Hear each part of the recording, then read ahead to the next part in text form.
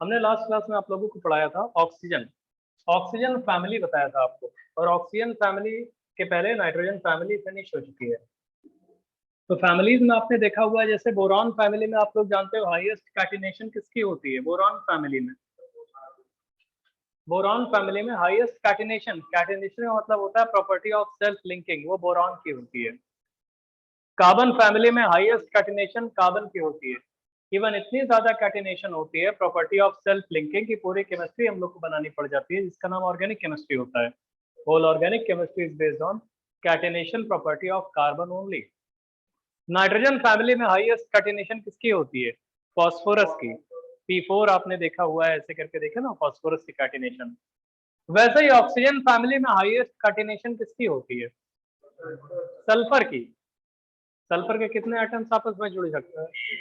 नहीं, 8 आप लोग जानते हो। वैसे 8 से 20 कुछ भी एटम्स, 8 से 20 तक, 8 S8 भी एग्जिस्ट करता है, S6 भी एग्जिस्ट करता है, और 8 से 20 कुछ भी हो सकता है। सल्फर जो हम लोग जानते हैं वो 8 से 20 एटम्स तक ऐसे कुछ भी हो सकते हैं।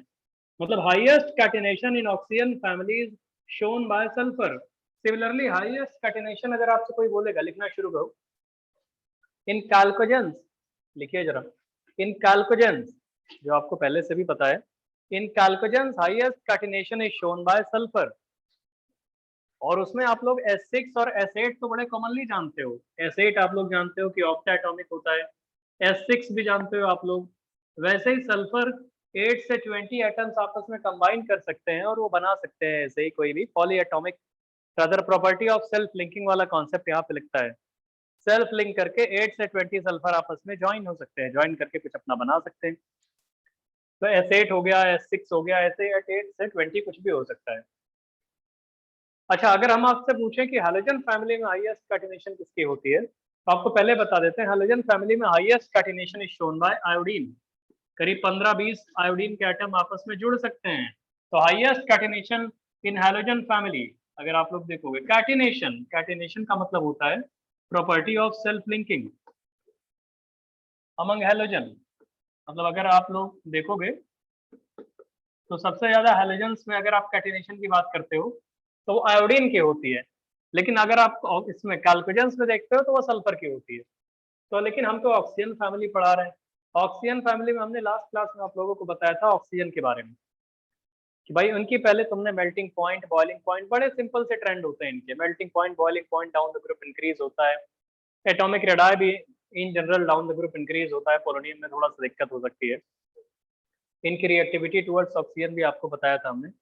और इनके हमने इलेक्ट्रोनेगेटिविटीज का order down the group decrease होता है, सबसे ज्यादा इलेक्ट्रोनेगेटिव ऊपर पे होते हैं। इलेक्ट्रॉन गेन एंथैल्पी जो होती है, इलेक्ट्रॉन एफिनिटी जिसको बोलते हैं, वो सल्फर की हाईएस्ट होती है, ऑक्सीजन की कम होती है। जैसे क्लोरीन की ज्यादा होती थी वैसे मतलब इसकी भी ज्यादा होती है। ऐसे करके जो डेंसिटी का ऑर्डर भी आपको बताया था, डाउन द ग्रुप इंक्रीज होती है। इन जनरल जितने भी नॉर्मल ट्रेंड होते हैं वो आपको पता लग चुके हैं।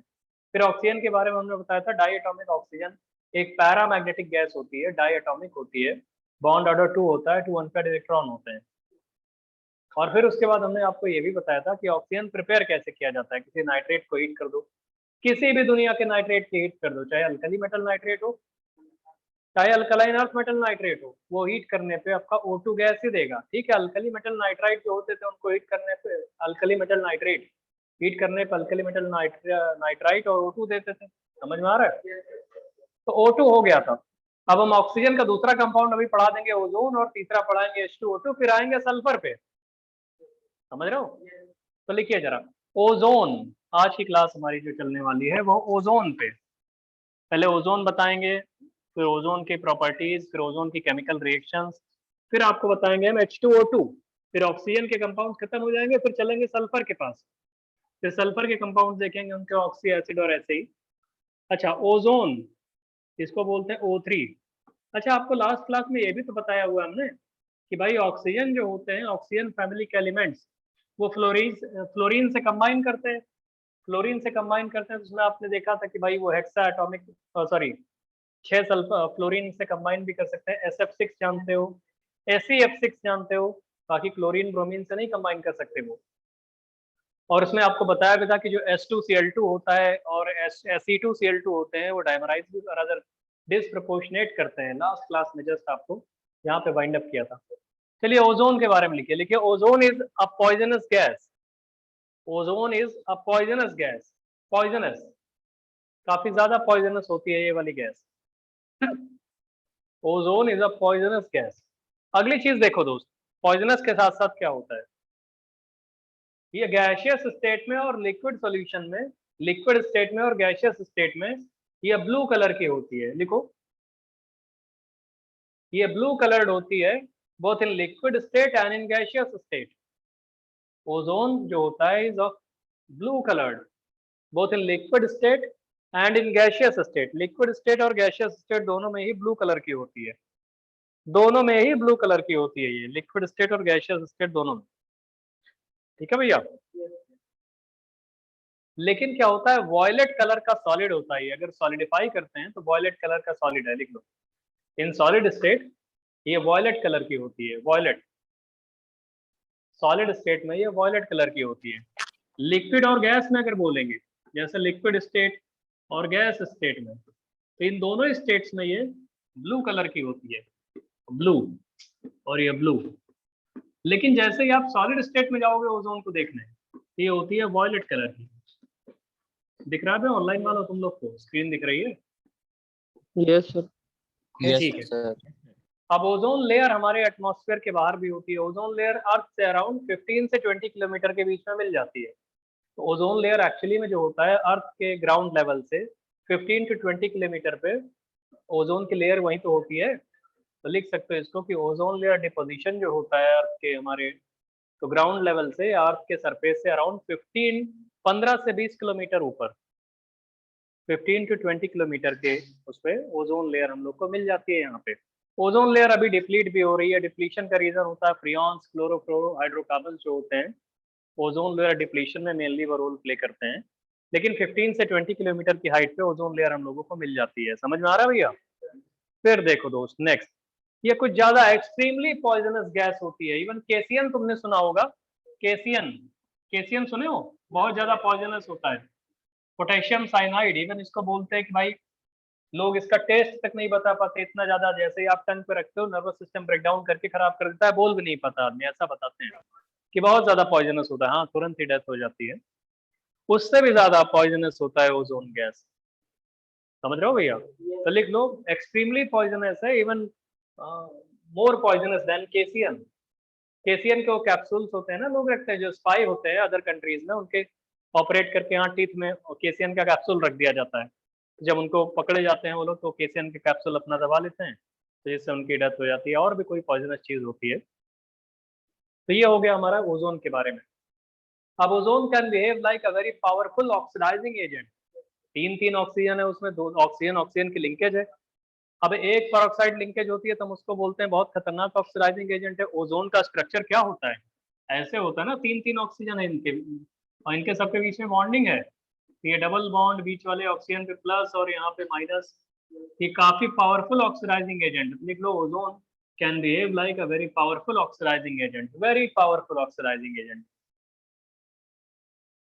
ये ओजोन एब्जॉर्ब भी हो सकता है, पूरा का पूरा एब्जॉर्ब हो जाता है बिना रिएक्ट किए। एब्जॉर्ब हो सकता है किसमें, कौन सा अल्कलाइन पायरोविनॉल में या टर्पेंटाइन ऑयल में? चलो कोई सुन रहा है बे ऑनलाइन वाले? ये टर्पेंटाइन ऑयल में, अल्कलाइन पायरोविनॉल में? Turpentine oil. लिख लो कि ओजोन जो है वो एब्जॉर्ब हो जाता है टर्पेंटाइन ऑयल में। अल्कलाइन पायरोविनॉल में तो ऑक्सीजन गैस एब्जॉर्ब हो जाती थी, आपको कल बताया था। ये पूरा का पूरा एब्जॉर्ब हो जाता है ozone gas turpentine oil, turpentine oil में।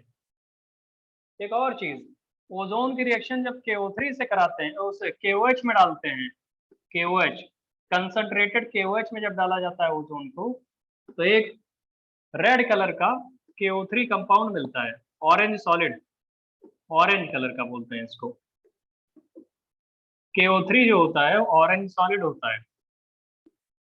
जब ओजोन को हम लोग KOH में डालते हैं, सुनो आप बोलोगे सर उसमें डालते हैं अगर टर्पेंटाइन ऑयल में ओजोन को, तो जितना भी वॉल्यूम आप टर्पेंटाइन ऑयल में ऐड करोगे वो पूरा पूरा एब्जॉर्ब कर जाएगा, कलर नहीं बदलेगा।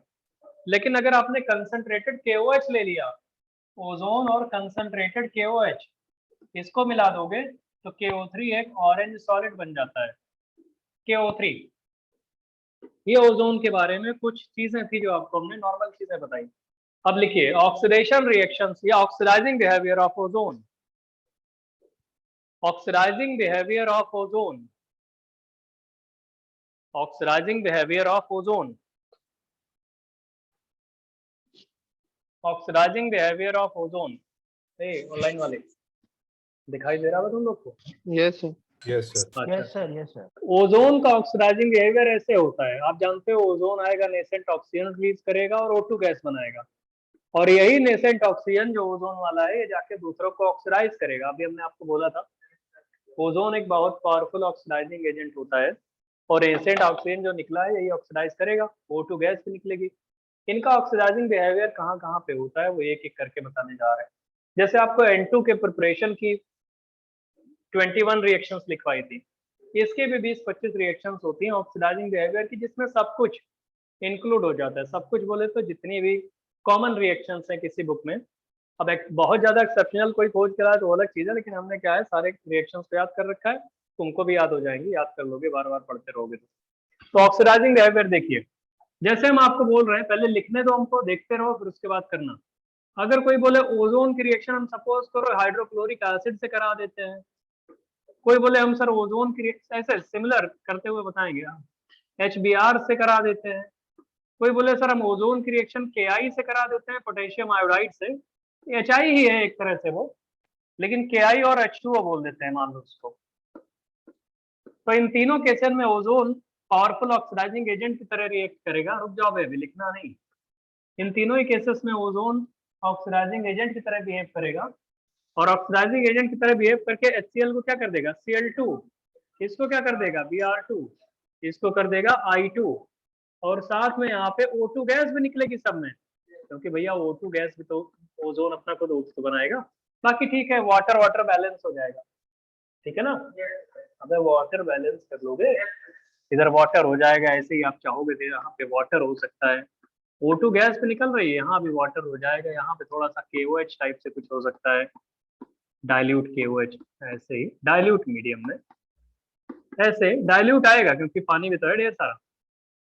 फिर रिएक्शन, कोई बोले सर अच्छा चलिए रिएक्शन होगी, अगली रिएक्शन, जब इतना ही पावरफुल ऑक्सीडाइजिंग एजेंट है तो ये हो सकता है भाई तुम्हारा ये जो फेरस सल्फेट होता है एसिडिक मीडियम में, फेरस सल्फेट, इसको फेरिक सल्फेट में कन्वर्ट कर देगा, Fe2SO4 होल थ्राइस, है ना, फेरिक सल्फेट में, और O2 गैस बन जाएगी। बाकी बैलेंस कर लेंगे हम लोग अभी, समझ में आ रहा है भैया। कोई बोले अच्छा इतना ही खतरनाक ऑक्सीडाइजिंग एजेंट है, तो K4FeCN6 जो पोटेशियम फेरोसाइनाइड होता है, फेरोसाइनाइड, इसको पूरा का पूरा ऑक्सीडाइज कर देगा किसमें K3FeCN6 में। ठीक है, बैलेंसिंग हो जाएगी, कुल मिला के आयरन +2 से +3 में ऑक्सीडाइज हो गया K3FeCN6, साथ में O2 गैस भी तो निकालोगे, बताओ।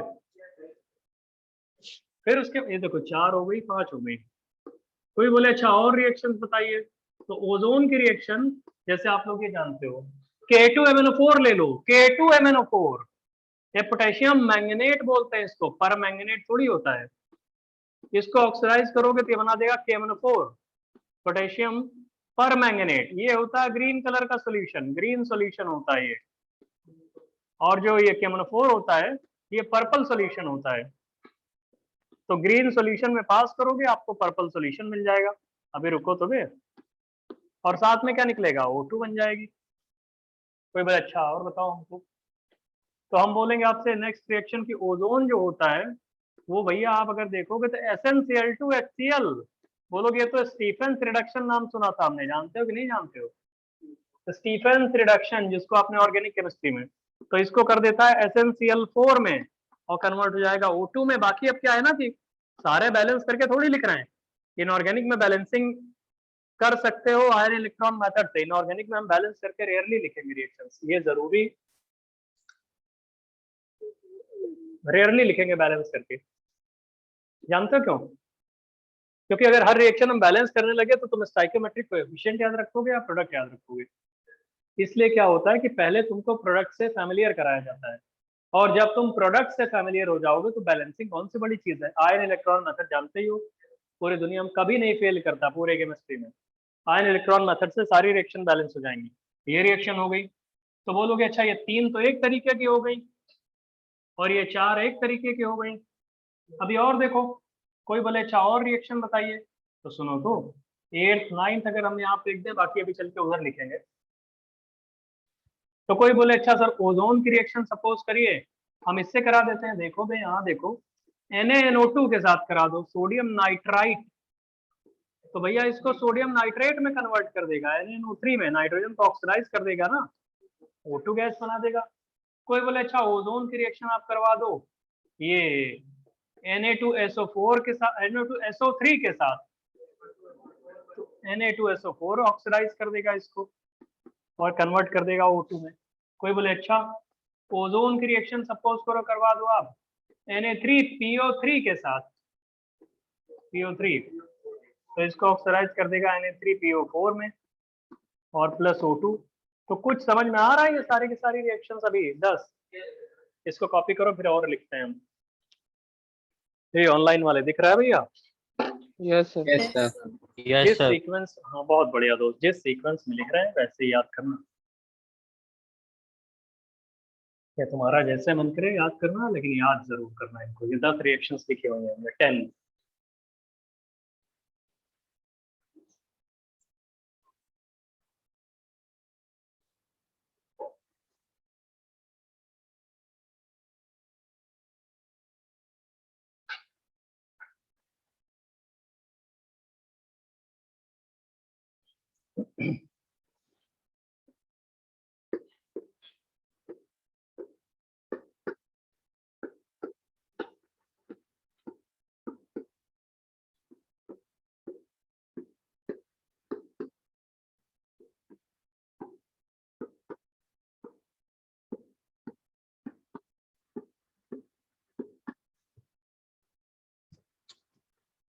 जल्दी करो,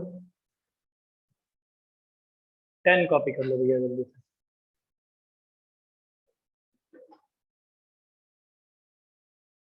जल्दी कर लो फिर लिखो।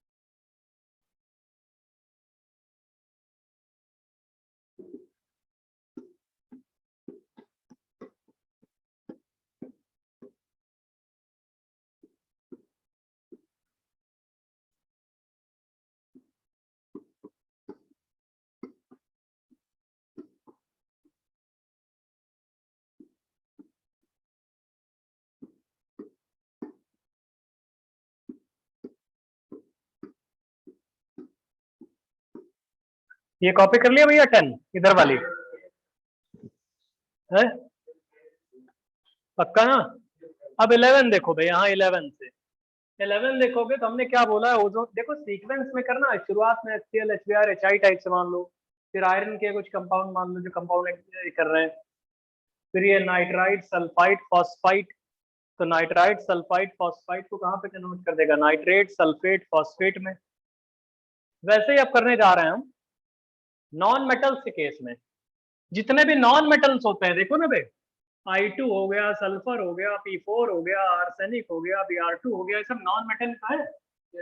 फाइन सुनो तो, non metal finally divided state में ले लो, फाइन एकदम पाउडर्ड फॉर्म में, उसको वाटर में डिसॉल्व कर दो।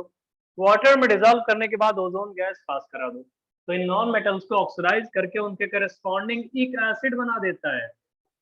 एक एसिड HiO3, इसमें H2SO4, इसमें क्या बना देगा H3PO4, यहाँ पे क्या बना देगा H3ASO4, और यहाँ पे क्या बना देगा HBrO3। और इन सारे केसेस में O2 गैस बना देगा। मतलब ये नॉन मेटल्स के साथ जब रिएक्शन कर रहा है तो नॉन मेटल्स को फाइनली डिवाइडेड स्टेट में लेने के बाद उसमें वाटर भी डाल दो तो नॉन मेटल्स को उनके करस्पॉन्डिंग इक एसिड में कन्वर्ट कर दे जाए। भैया यही तो HNO3 के केस में देखा था आपने। HNO3 बहुत पावरफुल ऑक्सीडाइजिंग एजेंट होता है, सारे नॉन मेटल्स को क्या कर देता था, उनके करस्पॉन्डिंग इक एसिड में कर देता था और नाइट्रेट NO2 बनाता था। तो ये कम लेस पावरफुल क्या है, तो बहुत ज्यादा पावरफुल है। तो ये भी उनके जो नॉन मेटल्स हैं उनको उनके करस्पॉन्डिंग इक एसिड में कन्वर्ट कर देगा, O2 गैस भी बना देगा। लिखो जल्दी से लिखो उतना, फिर आगे बताएं।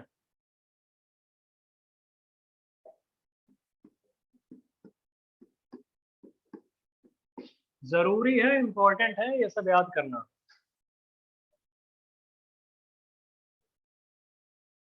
समझ रहे हो भैया?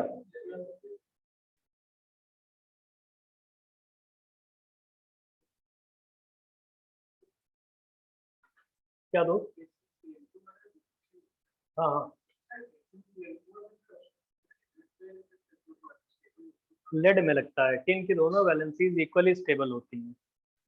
Inert pair effect 6th period का एलिमेंट लगता है, 5th पीरियड में नहीं लगता।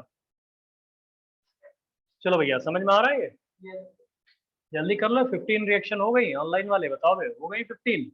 Yes next sir. बताएं। अच्छा ठीक है, 16 देखो। इस तरीके लिखो, ये मत सोचना लेक्चर नोट्स लिखा है उसमें कर लें, ये कर लें, वो कर लें, एडिट कर लें, याद नहीं होने वाली इनऑर्गेनिक। तो देखो 16 देखते हैं। 16 में क्या है, देखो कुछ मेटल के सल्फाइड होते हैं, जब आपको क्वालिटेटिव एनालिसिस पढ़ाएंगे तो सल्फाइड, अरे याद होगा तुम लोग को, ग्रुप 2 वाले सल्फाइड जानते हो? मेटल सल्फाइड उसमें क्या नाम है, क्वालिटेटिव एनालिसिस में कहाँ कहाँ बनते थे? ग्रुप 2 में बनते थे, ग्रुप 4 में बनते थे। तो ग्रुप 2 वाले मेटल सल्फाइड, मान लो कोई आपके वो बोल दे लेड सल्फाइड है, कॉपर सल्फाइड है, बिस्मथ सल्फाइड है, Bi2S3। आपसे कोई बोल दे भैया ZnS है, सपोज करो इतनी सल्फाइड लिखो, मेनली इतने सल्फाइड लिखे जाते हैं, और भी हो सकता है, CDS लिख लो, तुम्हारा मन कर रहा है चलो CDS। अगर ये मेटल के सल्फाइड है और इनकी ओजोन से रिएक्शन करा दी, अरे मेटल के सल्फाइड है, इनकी ओजोन से रिएक्शन करवा दिया, हाँ ठीक है, वाटर की प्रेजेंस अंडरस्टूड है, अरे वाटर की प्रेजेंस अंडरस्टूड है वे, ठीक है, बिना वाटर में थोड़ी होगा। लेकिन ये सब सल्फाइड वाटर में सॉल्युबल नहीं होते, आपको पता है? अबे ये सल्फाइड वाटर में सॉल्युबल थोड़ी होते हैं, क्यों नहीं होते हैं? अरे इनका सॉल्युबिलिटी प्रोडक्ट काफी कम होता है, वाटर में इनसॉल्युबल होते हैं, क्वालिटेटिव एनालिसिस में पढ़ाया हुआ है। लेकिन अगर ओजोन से करा दोगे इन सल्फाइड्स को तो ये अपने करस्पॉन्डिंग सल्फेट्स में कन्वर्ट हो जाते हैं, ये सल्फाइड, पीवी sulphate plus O2, CuSO4 plus O2, Bi2SO4 whole thrice, ऐसे। सही हो गया ये? नहीं, हाँ ठीक, ठीक है ना? हाँ प्लस O2, और नीचे क्या आएगा ZnSO4 प्लस O2, और यहाँ पे क्या आएगा CdSO4 प्लस O2। अरे ऑनलाइन वाले बहुत छोटा कहीं दिख रहा है ये, थोड़ी। No hello, sir. No sir, समझ में क्लियर तो है, आ रहा है क्लियर क्या? है। यस हाँ, सर। बहुत बढ़िया दोस्त, चलो जल्दी लिखो। तो इतनी रिएक्शंस अभी हमने बताई 20, अभी और भी हैं। अरे अब नहीं पढ़ोगे तो लेक्चर नोट्स में देखोगे, और आके आ जाओ। अरे हाँ आओ, घबराते हो क्या साले, डर और लगता है तुमको? हैं? ऐसा क्या छटपटाते हो, इधर आओ, आगे आओ। अरे उठ के आए हो तो आओ, अरे कॉपी थोड़ी देख लेंगे तुम्हारी, आगे बैठा करो। तुम लोग इतने दिन हो गए साले, ऐसे डरते हो जैसे खा लेंगे तुम लोगों से। पीछे बैठते हो दिखाई नहीं देता, फिर भी बैठोगे पीछे ही।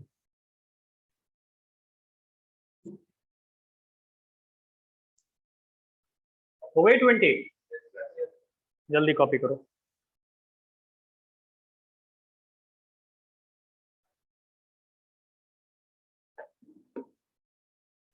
अभी तो 20 हुए हैं, अभी मेन मेन तो 2-4 बचे ही हैं, बड़े इंपॉर्टेंट इंपॉर्टेंट बचे हैं।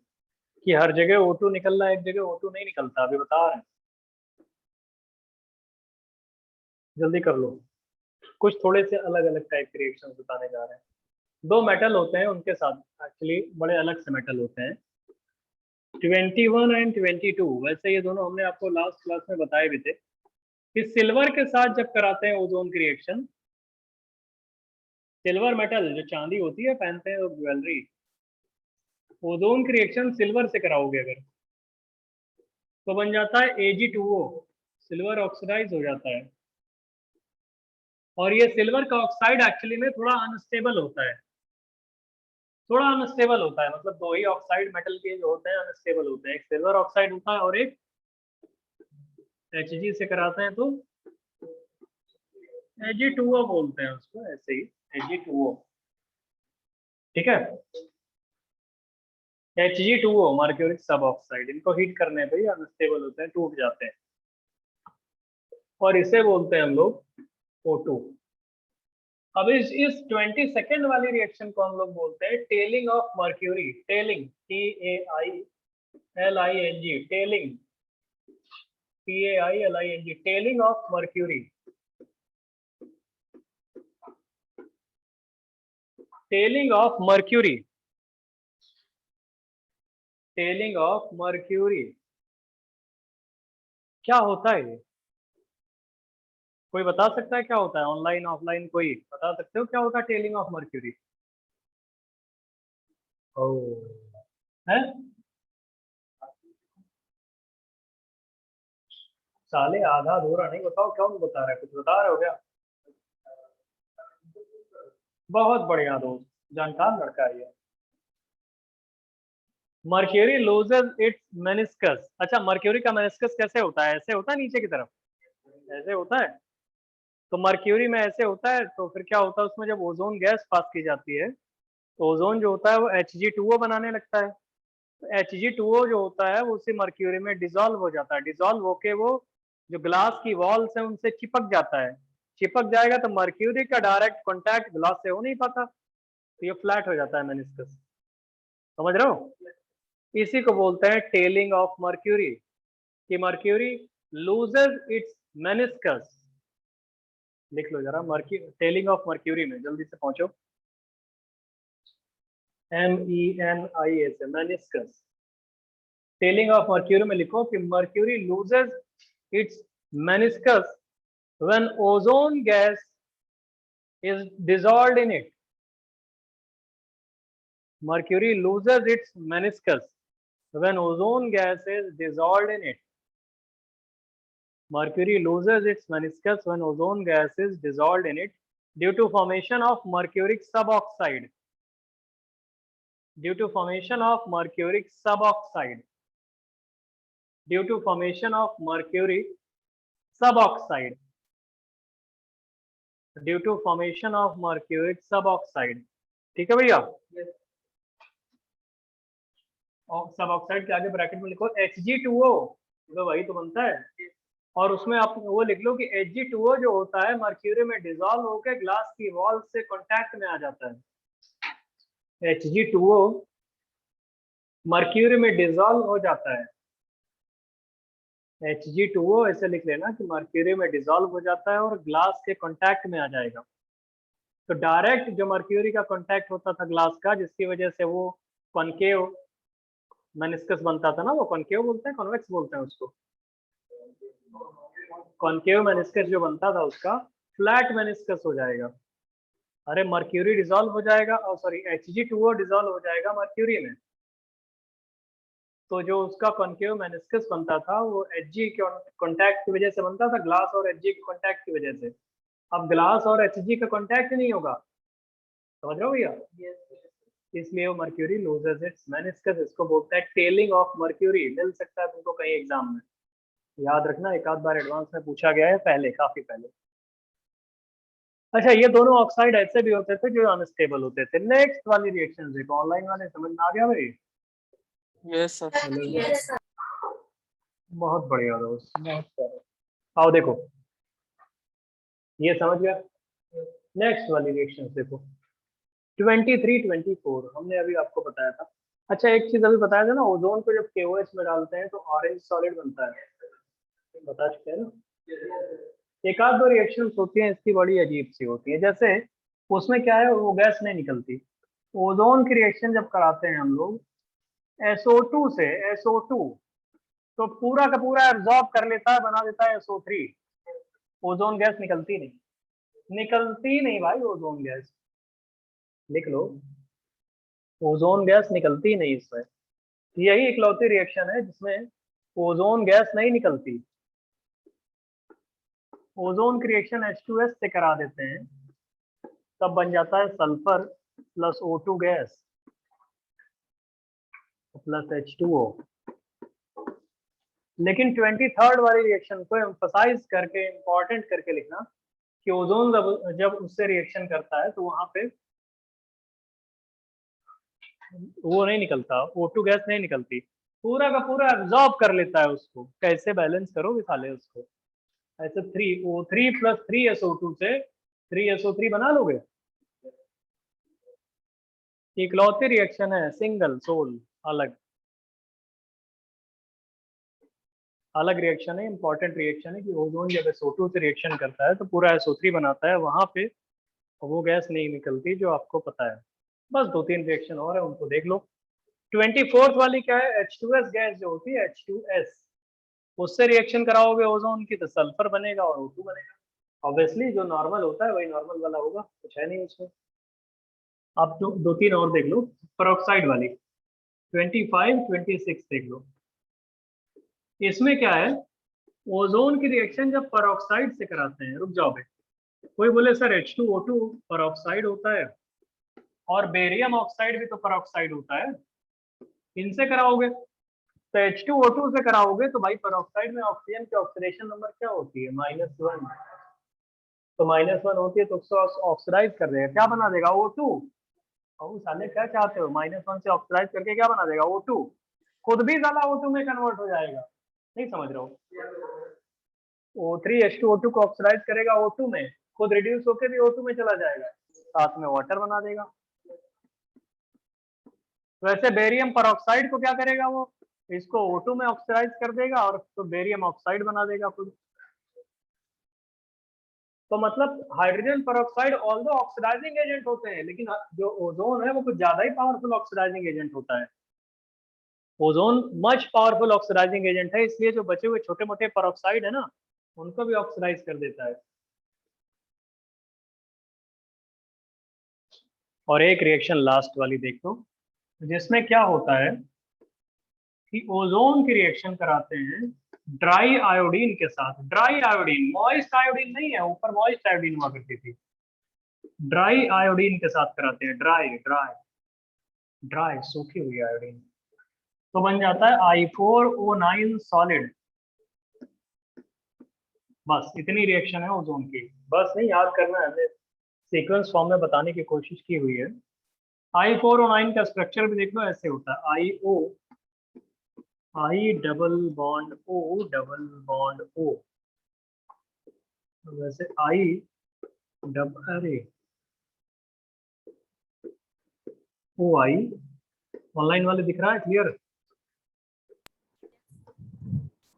नहीं बताओगे Yes, Yes, sir. sir. Online, अच्छा ठीक है दोस्त। I4O9 का स्ट्रक्चर ये लिखा गया है नीचे, ये एक्चुअली I पे +3 होता है और IO3 -3 बार होता है।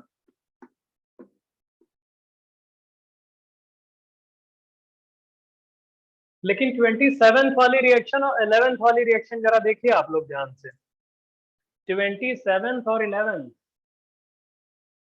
11 में क्या है, मॉइस्ट I2 है, मॉइस्ट, तो वहां पे आयोडिक एसिड बन गया। और 27th वाली क्या है, ड्राई आयोडीन है, यहाँ पे I4O9 सॉलिड बन गया, और सॉलिड स्टेट में वो I पे +3 और IO3 माइनस आयोडेट ऐसे एग्जिस्ट करता है।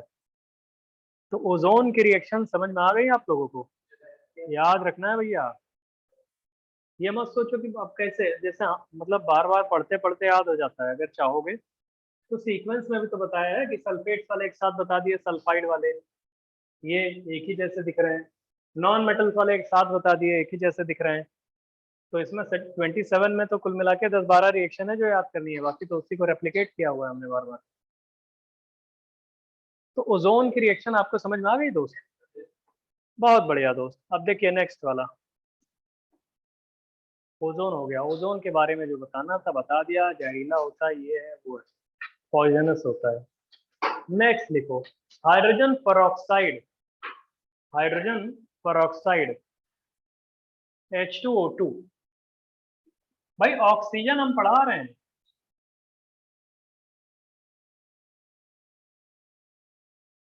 ऑक्सीजन। तो ऑक्सीजन में पहले O2 बता दिया,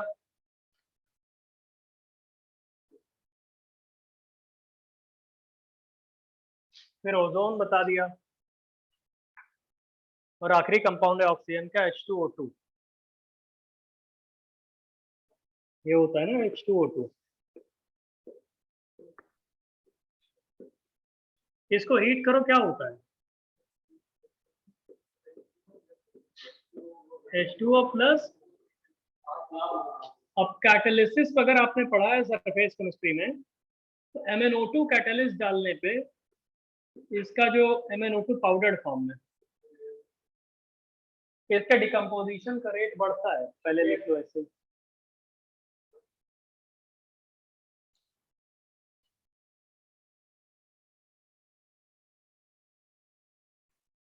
MnO2 कैटालिस्ट डालने से इसके डिकम्पोजिशन का रेट बढ़ता है।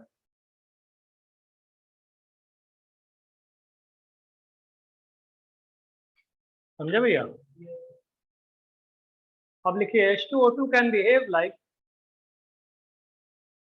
अगले लाइन में लिखो, H2O2 कैन बिहेव लाइक,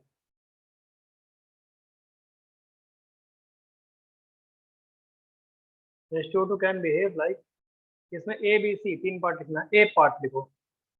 अरे A B C, एक लाइन में A लिखो, एक लाइन में B, एक लाइन में C, A B C part, A part लिखो। An oxidizing agent, an oxidizing agent, B part लिखो, a reducing agent, A part है an oxidizing agent, B part है a reducing agent, और C part लिखो bleaching agent, bleaching. अच्छा, अगर आपसे कोई पूछे वाटर और H2O2 में, वाटर और H2O2 में ज्यादा स्ट्रॉन्ग एसिड कौन है? H2O2 रिलेटिवली ज्यादा स्ट्रॉन्ग एसिड है, एसिड। H2O2 लिख लो, between water and H2O2, water और H2O2 में सिर्फ कंपेयर करवा रहे हैं। वाटर और H2O2 में जो H2O2 होता है वो ज्यादा अच्छा एसिड है। वाटर एंड H2O2 में H2O2 जो है वो थोड़ा बेटर एसिड है, लेकिन है बहुत वीक एसिड, बहुत ही ज्यादा वीक एसिड है। समझ रहे हो भैया? बहुत वीक एसिड है। अच्छा, जितने भी एसिड होते हैं वो आपको पता है ब्लू लिटमस को रेड कर देते हैं, और जितने बेसिस होते हैं रेड को ब्लू कर देते हैं। H2O2 रेड ब्लू लिटमस को क्या करेगा? वॉयलेट। हमें ब्लू लिटमस को H2O2 क्या करेगा? लो साले बताते हैं लोग। ब्लू लिटमस वॉयलेट, हाँ वही पूछ रहे हैं, ब्लू लिटमस को H2O2 क्या करेगा? अच्छा, और रेड लिटमस को क्या करेगा? तो इन लोगों को कहना है कि ब्लू लिटमस पेपर जो होगा, ये ऑनलाइन वाले घर में बैठे रहोगे क्या तुम लोग? और रेड लिटमस पेपर अगर हम लोग H2O2 में डिसॉल्व करें तो क्या होगा? डिप करें। Blue litmus, red litmus paper, और ये ब्लू लिटमस पेपर, पेपर लिखा है ऑनलाइन वाले hello hello, Yes, sir. Alpha सुनाई दे रहा है वाले? Yes, sir. तो बताओ क्या करेगा? किसी ने वॉयलेट बोला अभी, तो अभी तक तो तुम बोलोगे सर हम तो जानते हैं, तो ब्लू लिटमस रेड हो जाता है, रेड लिटमस ब्लू हो जाता है। हम बोल रहे हैं दोनों को व्हाइट कर देगा। लो व्हाइट, ये हम नहीं बोल रहे हैं, आईटी वाले बोलते हैं, ये व्हाइट कर देगा। WHITE, snow white, white white. Snow white जानते हो? कुछ जानते नहीं हो क्या स्नो व्हाइट? कोई बात नहीं। क्यों किया व्हाइट इसने? एसिड वैसिड नहीं साले, ब्लीचिंग एक्शन इसका होता है। एक्चुअली लिटमस को ये ब्लीच कर देता है। ब्लीच करने का मतलब कलर ही उड़ा देगा, कलर को ऑक्सीडाइज कर देगा। जब इतना ही वीक एसिड है तो उसकी एसिडिक स्ट्रेंथ तो कहीं मैटर नहीं करती, लेकिन पावरफुल ब्लीचिंग एजेंट है ना। तो लिख लेना कि due to its powerful bleaching action, ये आइटम पूछा हुआ है। Due to its powerful bleaching action, जिसका पावरफुल ब्लीचिंग एक्शन होता है H2O2 का, उस पावरफुल ब्लीचिंग एक्शन की वजह से ये जो है इस लिटमस पेपर को व्हाइट कर देता है। ठीक है भैया? तो पावरफुल ब्लीचिंग एक्शन है, ऐसे करना है इसको। ठीक, अब समझ में आ रहे हो ऑनलाइन वाले मेरे दोस्त? Yes, sir. ऑनलाइन वाला साला कौन बोलता है पता नहीं है। अच्छा ठीक है, तो ये ब्लू लिटमस और रेड लिटमस ऑक्सीडाइजिंग बिहेवियर भी होता है इसका। मतलब ये एसिड बेस कुछ नहीं है, किसी को पाएगा वेस्ट कर देगा, बर्बाद कर देगा, उसका कलर वलर उड़ा देगा पूरा ही। समझ रहे हो? जैसे H2O2 मार्केट से खरीद के लाओ, अपने कपड़ों पे डाल दो, पिंक कलर अगर आप तुम्हारा क्लॉथ है तो व्हाइट कर देगा उसको। ब्लू कलर का है व्हाइट कर देगा, रेड है व्हाइट कर देगा, छोड़ेगा नहीं। समझ रहे हो भैया? उसको कोई मतलब नहीं कौन सा कलर है, बस कलरिंग मैटर उसको दिखना चाहिए। कलरिंग मैटर बोले तो ऑर्गेनिक कंपाउंड होते हैं जो कलरिंग मैटर होते हैं, उन ऑर्गेनिक कंपाउंड्स को ऑक्सीडाइज कर देगा। समझ रहे हो भैया? ऑर्गेनिक कंपाउंड को ऑक्सीडाइज कर देगा तो व्हाइट कलर का हो जाएगा।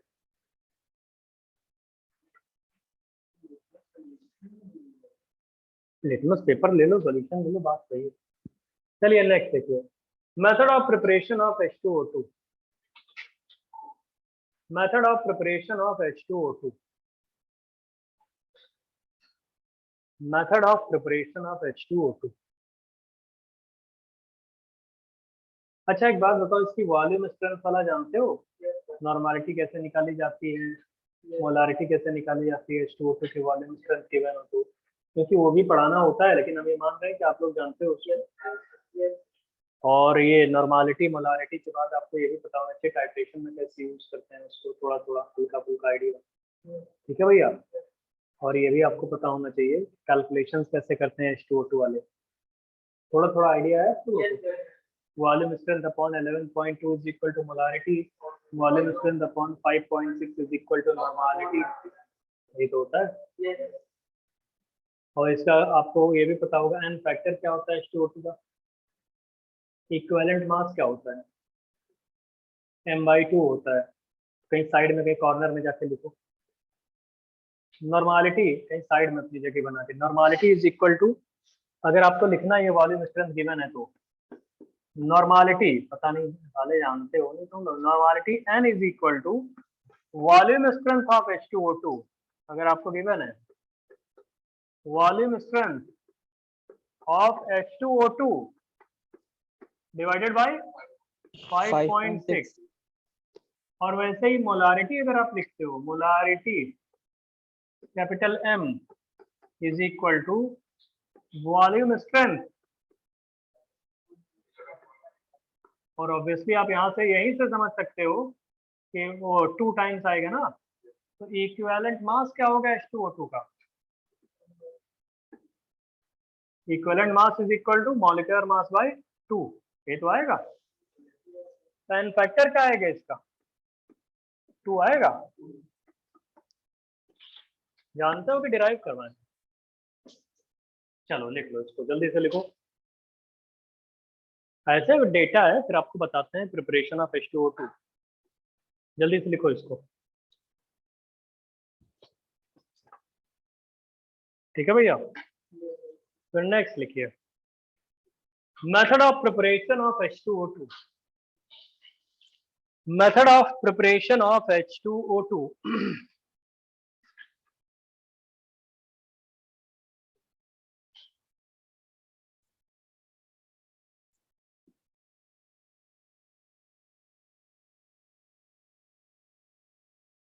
Method of preparation of H2O2 लिखिए। Number one, by reaction of sodium peroxide with cold H2SO4। number 1, by reaction of sodium peroxide, by reaction of sodium peroxide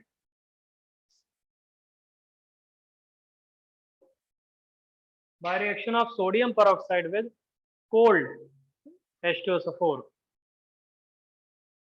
by reaction of sodium peroxide with cold H2SO4। पहला method बता रहे हैं। Sodium peroxide क्या होता है? Na2O2। हाँ, इसमें cold H2SO4 डालते हैं कोल्ड कंडीशन में, इवन आइस कोल्ड बोलते हैं कभी कभी, ठीक है।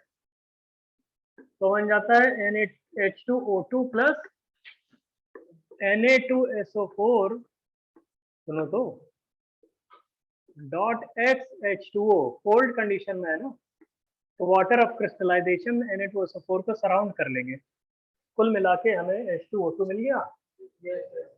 थोड़ा और ठंडा कर देना, Na2SO4 डॉट XH2O अलग हो जाएगा, क्रिस्टलाइज आउट हो जाएगा और H2O2 अलग लेयर में आ जाएगा।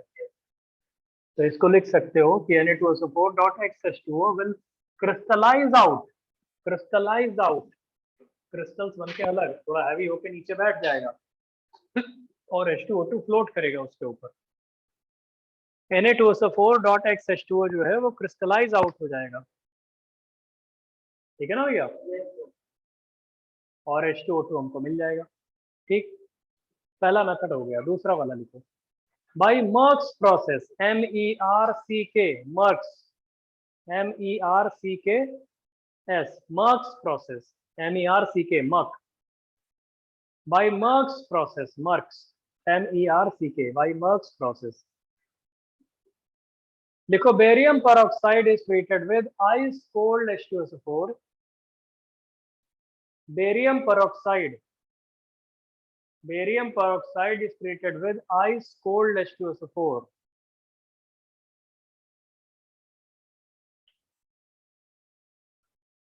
Barium peroxide is treated with ice cold H2SO4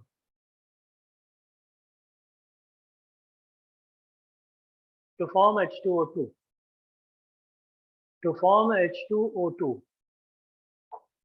ठीक है भैया। अब देखो, दूसरा मेथड बता रहे हैं। बेरियम पेरोक्साइड क्या होता है दोस्त? तो BaO2 होता है, Ba2O2 नहीं होता साले। हाँ, तो H2SO4 जब इसमें हम लोग डालते हैं और लिखते हैं आइस कोल्ड, काफी ठंडा, बर्फ ना डाल देना, आइस कोल्ड मतलब काफी ठंडा, ठीक है।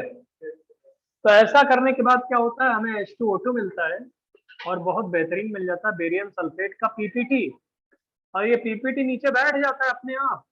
हमें 3 ही 4 सल्फेट तो बताएं जो डिपॉजिट हो जाते हैं। कौन कौन से प्रेसिपिटेट सल्फेट इनसॉल्युबल होते हैं? लेड का, बेरियम का, स्ट्रॉन्शियम का, मर्क्यूरी का, यही होते हैं। सिल्वर और कैल्शियम वाले स्पारिंगली सॉल्युबल होते हैं। फिर तो नीचे बैठ जाएगा आराम से, H2O2 ऊपर फ्लोट करेगा। बेरियम ऑक्साइड पाउडर्ड फॉर्म में ले लो, एकदम powdered, finally divided powder form में, उसमें आइस कोल्ड H2SO4 डाल दो, देखोगे 2 डिफरेंट लेयर्स आ जाएंगी। कुछ चीज नीचे बैठ जाएगी, उसको बोलेंगे बेरियम सल्फेट है, और कुछ चीज ऊपर फ्लोट करेगी। समझ रहे हो? अरे बेरियम ऑक्साइड है, मान लो यहाँ पे आपने लिया है और इसमें आपने आइस कोल्ड ये डाल दिया H2SO4, तो प्रोडक्ट क्या बनेगा? 2 लेयर्स नहीं आ जाएंगी? नीचे जो डिपॉजिट हो जाएगा वो क्या हो जाएगा? BaSO4, और ऊपर की तरफ फ्लोट करेगा ना कुछ, ये आएगा H2O2।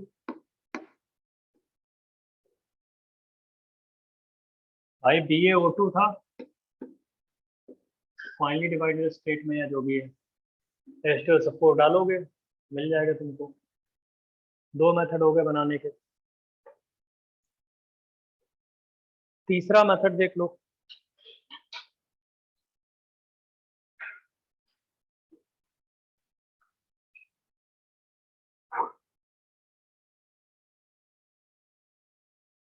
देखो तीसरा method, bye electrolysis of H2O2 की प्रिपरेशन का तीसरा मेथड बता रहे हैं।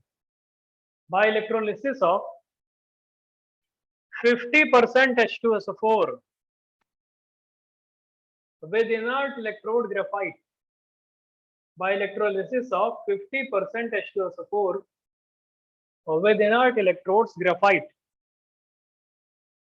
By electrolysis of 50% H2SO4 by electrolysis of 50% H2SO4 with inert electrodes graphite.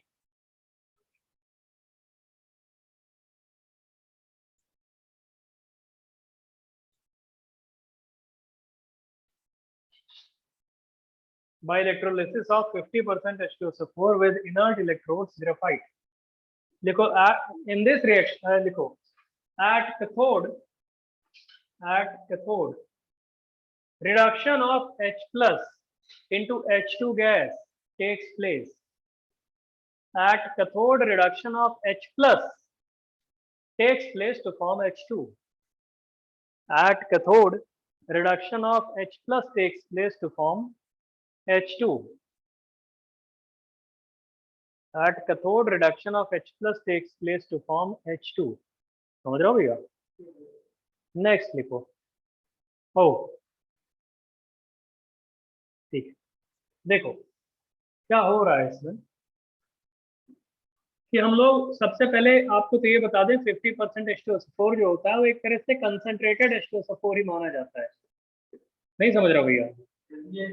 50% H2SO4 is like concentrated H2SO4। तो ये आयनाइज कैसे करेगा? क्या वो H प्लस और HSO4 माइनस के फॉर्म में आयनाइज करेगा? तो H प्लस और HSO4 माइनस के फॉर्म में आयनाइज जब कर रहा है तो हम लोग कैथोड पे क्या करेंगे?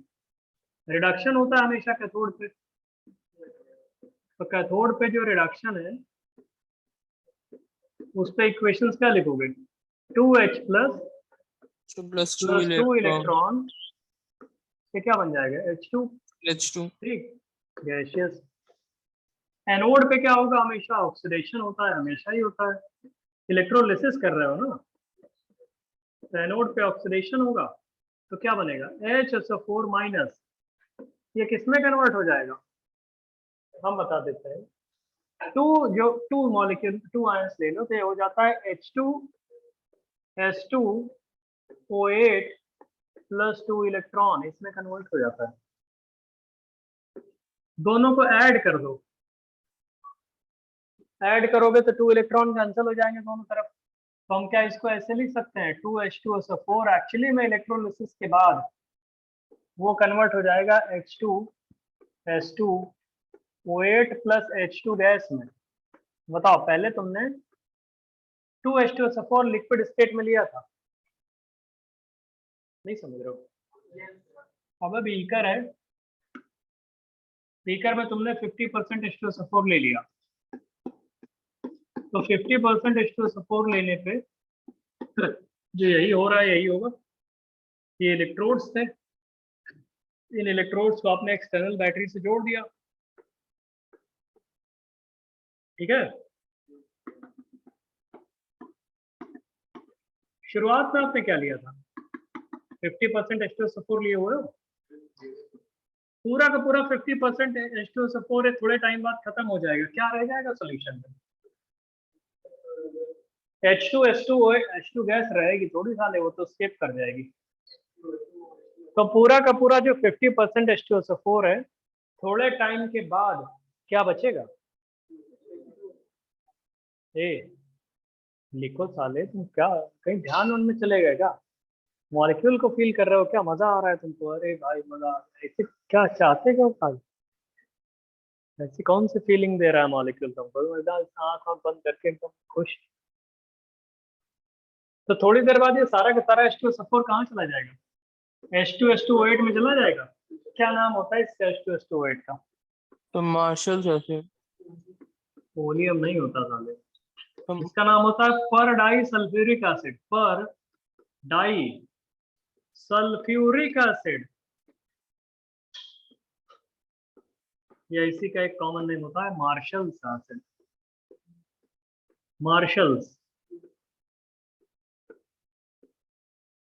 पर डाई सल्फ्यूरिक एसिड बोलते हैं या मार्शल्स एसिड बोलते हो, पहले इतना लिखो और वहां थेरेटिकली लिखो। पहले ये डायग्राम वायग्राम डब्बा बना लेना,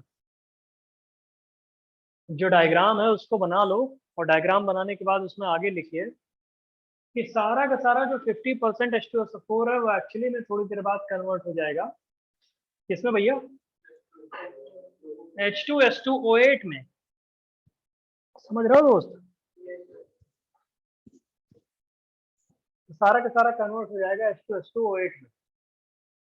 फिर देखिए नेक्स्ट, इतना लिखो तो तुम बोलोगे सर आप तो H2O2 की प्रिपरेशन पढ़ा रहे हो, मार्शल एसिड कहाँ से आ गया बीच में?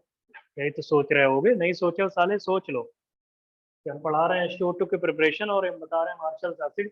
इसका मतलब अभी और भी कुछ बचा है, इतना लिखो तो बताएं क्या बचा हुआ है। डायग्राम बना दो अच्छे से, है ना दोस्त? समझ रहे हो भैया?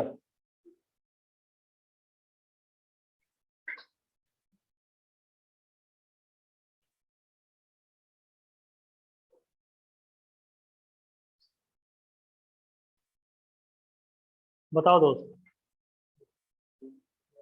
तो तुमको लग रहा होगा H2O2 बनाना चाह रहे हैं, मार्शल एसिड कहाँ से बना दिया? तो हम ये बताना चाहते हैं कि आपने शुरुआत में एक बीकर में 50% H2SO4 लिया था, थोड़ी देर बाद सारा का सारा H2SO4 गायब होकर किसमें चला गया? H2SO8 में। कोई बोले हाइड्रोजन गैस भी बनी, हो तो निकल गई। तो 50% H2SO4 containing beaker now turns to H2S2O8 containing beaker। अब क्या करते हैं, उसी में ढेर सारा पानी डालना शुरू करते हैं। आफ्टर इलेक्ट्रोलिसिस लिखो, आफ्टर इलेक्ट्रोलिसिस, आफ्टर इलेक्ट्रोलिसिस। अब रुकिए, आफ्टर इलेक्ट्रोलिसिस का मतलब ये है कि अब नाउ सॉल्यूशन में क्या होगा? मार्शल एसिड पड़ा होगा, उसके बाद की बात कर रहे हैं। तो लिखा है after electrolysis water is added to the solution। After electrolysis, water is added to the solution। Hey online वाले क्या कर रहे हो? हेलो, सर लिख रहा। अच्छा स्क्रीन दिखाई दे रही है? Yes sir. Yes sir. अच्छा चलो। After electrolysis water is added, तो होगा क्या देखिए, तो बहुत इंपॉर्टेंट मेथड है, तभी तो एक पेज लगा रहे हैं इस पे। जो H2S2O8 है इसमें पेरोक्साइड लिंकेज होती है। इसमें जब पानी डालते हैं तो दो स्टेप में होती है रिएक्शन, सुनो तो पहले देख लो। जब इसमें वाटर ऐड करते हैं तो पहले बन जाता है H2SO5 प्लस H2SO4 लो, और जो H2SO5 बना है पेरोक्साइड लिंकेज है उसमें भी, उसमें और पानी तुम डालोगे ढेर सारा, तो बन जाएगा H2O2 प्लस H2SO4। सुनो तो, या ओवरऑल रिएक्शन लिखना चाहते हो ओवरऑल, तो कुल मिला के आप जो H2S2O8 है उसमें 2 water molecule, 1 molecule of Marshall acid के corresponding 2 molecules of water add कर दो तो आपको H2O2 मिल जाएगा और H2SO4 मिल जाएगा। दोनों इक्वेशंस को ऐड करने पे मिला है, और ये सारी चीज आफ्टर इलेक्ट्रोलिसिस है। इलेक्ट्रोलिसिस के बाद ओलियम ये आ गया था मार्शल एसिड। सुनो तो, समझ में आ रहा है? तो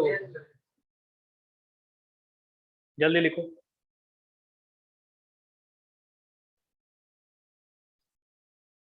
अच्छा कोई बोले ऐसा क्यों हुआ, देख लो क्योंकि अभी हम मार्शल्स पढ़ाया नहीं है ना। एक्चुअली में जो मार्शल एसिड है उसका स्ट्रक्चर ये होता है S double bond O oxygen oxygen, S double bond O और OH। तो मार्शल एसिड का ये स्ट्रक्चर होता है। क्या इसमें एक पेरोक्साइड लिंकेज दिख रही है? Yes sir. ऑनलाइन वाले, हाँ दोस्त, ऑनलाइन वालों को दिखनी जरूरी है, ऑफलाइन वाले देख। तो ये मार्शल एसिड हो गया, तो यही पेरोक्साइड लिंकेज जब पानी इसमें डाला जाता है ना, सुनो तो मेरे दोस्त, जब पानी ऐड किया जाता है, देखो तो कैसे हाइड्रोलाइज कर रहा है, साले देखते नहीं हो। जब वाटर ऐड करते हैं तो वाटर कैसे आता है, H+ और OH- के फॉर्म में आता है। तो यहाँ पे एक लिंकेज टूटती है,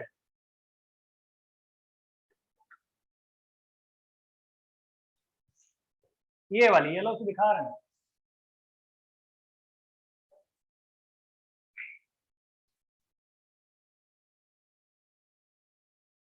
दिख रहा है लाइन वाले दोस्त। Yes sir. यस ये लिंकेज टूटती है, हाँ सुनो दोस्त, ये लिंकेज टूटती है, H और OH मिल जाता है। OH किसको मिलेगा, सल्फर को, ये क्या हो जाएगा, सल्फ्यूरिक एसिड।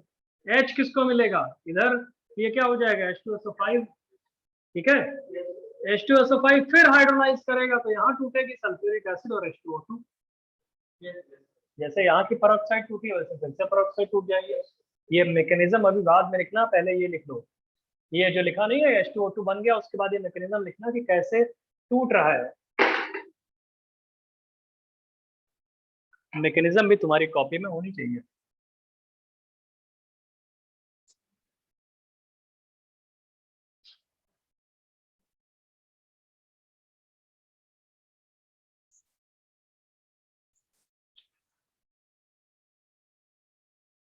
ये पता होना चाहिए कि पहले मार्शल एसिड कैसे ब्रेक हो रहा है। तो मार्शल एसिड जो ब्रेक हुआ है H2SO4 और H2SO5 में, और जो H2SO5 बना हुआ है फर्दर टूट रहा है साला, वो फर्दर टूटेगा H2O2 में और क्या बनाएगा, H2SO4। जल्दी लिखो बच्चा।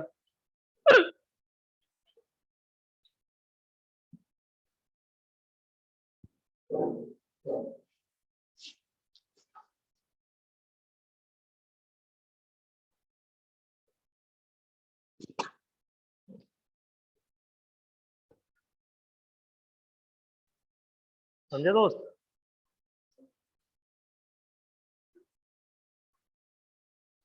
ये हो गया H2SO5, मार्शल्स हो गया। एक और मेथड लिखो H2O2 बनाने का।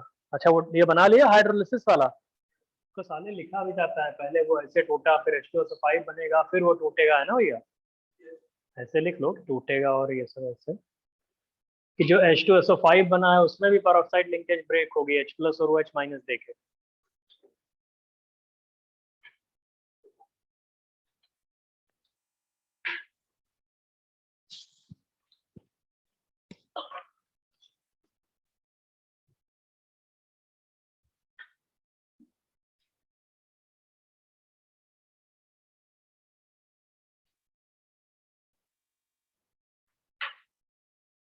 कहीं कहीं ये रिएक्शन D2O2 बनाने के रूप में भी यूज होती है फॉर्म में। कुछ लोग इसको ऐसे भी लिखते हैं, देखो यहाँ पर बोलते हैं कि K2H2O8, इसमें हैवी वाटर डाल दिया जाता है एक्सेस में, ढेर सारा एक्सेस में, और डाल देते हैं तो मिल जाता है D2O2, deuterium peroxide plus K2SO4। समझ रहे हो भैया, स्ट्रक्चर बनाए होगे, बीच बीच में D2O का एडिशन किए होगे, D+OD- 2 बार किए होगे, जैसे अभी किए थे, 2 बार जैसे किए थे वैसे ही बन जाएगा। ठीक है, लिख लो इसको भी, इम्पोर्टेंट है वो, इम्पोर्टेंट है।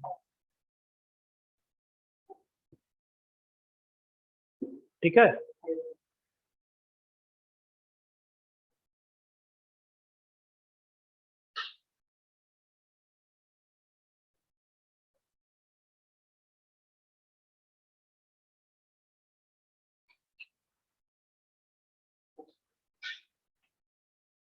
भाई जैसे आपने अभी मार्शल एसिड को ब्रेक किया था पहली बार, वैसे ब्रेक करो, फिर H2SO5 टाइप से बनेगा, फिर उसको ब्रेक करना आ जाएगा D+OD- दे देके। ठीक है, चलो कर लेना बच्चा, हाँ ठीक है, 2 बार तोड़ना, बीच में वो DD आ जाएगा, कुल मिला के D2O2 आ जाएगा और उधर जाके बन जाएगा। चलो देखो अगला मेथड H2O2 बनाने का, by electrolysis of 50% by electrolysis of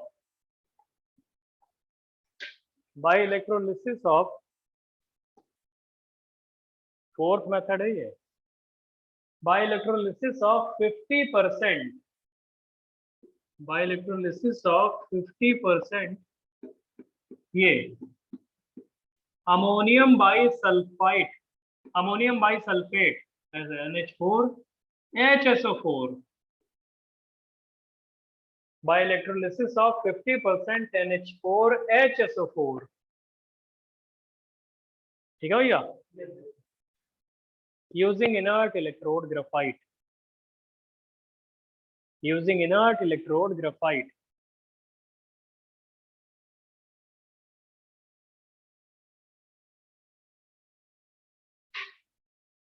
using inert electrode graphite। लिखो at cathode, at cathode, at cathode reduction of H plus takes place, at cathode reduction of H plus takes place। अब देखो ना cathode पे क्या होगा, H plus reduce होएगा, NH4 नहीं, H plus reduce होगा, 2 इलेक्ट्रॉन ले लेगा, 2H plus क्या बना देगा, H2 गैस। एनोड पे क्या होएगा, जहाँ पे हमेशा ऑक्सीडेशन होता है, जो HSO4 माइनस रादर NH4 और SO4 माइनस आएगा, इसके दो मॉलिक्यूल आपस में रादर बना देंगे इसको NH4 whole twice S2O8 plus 2 electron, समझ रहे हो भैया, दोनों को ऐड कर दो, इलेक्ट्रॉन इलेक्ट्रॉन कैंसिल हो जाएंगे, तो ये आ जाएगा 2 NH4 HSO4 और प्रोडक्ट में क्या आ जाएगा, NH4 whole twice S2O8 plus H2 gas. और बाद में वही है, इलेक्ट्रोलिसिस के बाद सारा का सारा अमोनियम बाइसल्फेट कन्वर्ट हो गया होगा, अमोनियम जैसे आपको बताया था अभी पेरोक्सी लिंकेज के साथ। फिर बाद में आफ्टर इलेक्ट्रोलिसिस की बात कर रहे हैं, अब आपको लिखना है आफ्टर इलेक्ट्रोलिसिस, कॉपी करते जाओ, अरे पुराने वाले जैसा ये NH4 होल ट्वाइस जो लिखा हुआ है आपने S2O8, ये क्या करोगे, इसमें पानी ऐड कर दो, जब वाटर ऐड करोगे तो पहले क्या टूटेगा, डायरेक्टली नहीं टूटेगा, पहले बनेगा NH4 whole twice SO5 plus NH4 whole twice SO4, अरे अभी जैसे पुराना बना था, और फिर जो NH4 होल ट्वाइस SO5 बना हुआ है उसमें अगेन वाटर ऐड करो, तो क्या हो जाएगा,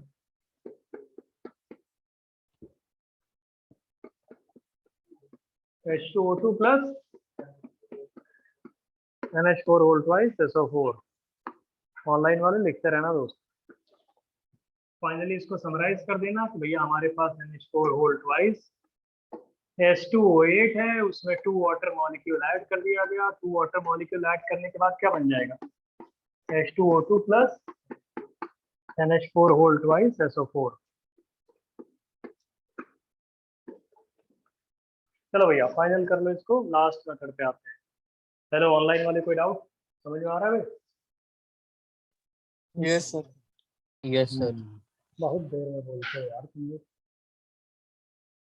चलो 4 मेथड हो गए H2O2 बनाने के, इसके अलावा एक और मेथड है वो देख लो, फिर उसके बाद आपको नेक्स्ट इसकी केमिकल रिएक्शंस बता देते हैं H2O2 की। ऑक्सीडाइजिंग बिहेवियर जानते ही हो।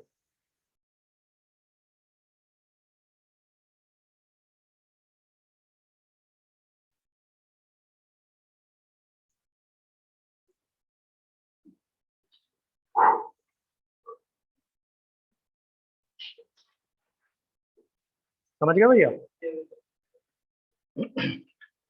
पांचवा और लास्ट मेथड लिखिए।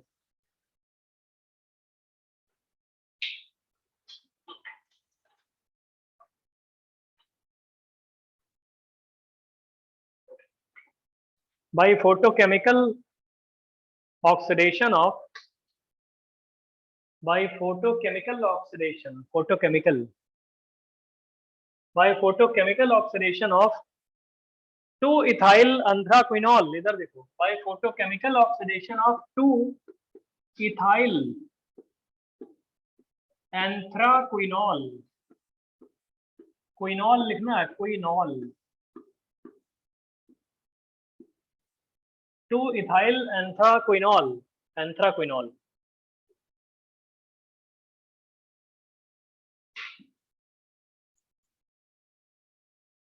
सर बाय फोटोकेमिकल क्या?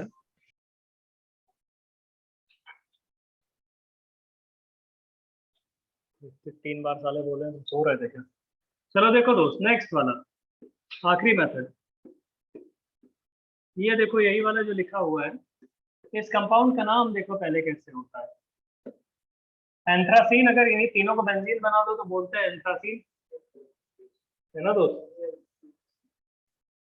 अब तीनों को मान लो बेंजीन बना दिया होता तो एंथ्रासीन होता। अब यहाँ पे तुम OH और OH लगा दो तो इसे बोलते हैं एंथ्राक्विनोल। और अगर इस पोजीशन पे तुम CH2 CH3 लगा दो तो इसका नाम होता है 2 इथाइल एंथ्राक्विनोल। क्विनोल है ये, कोई नॉन नहीं है, क्विनोल। पहले तो ये बनाओ। अच्छा रुक जाओ। फोटोकेमिकल ऑक्सीडेशन का मतलब होता है कि एयर में सनलाइट में ऑक्सीडेशन कराना। सनलाइट, O2 डाल दो सनलाइट में, ठीक है भैया।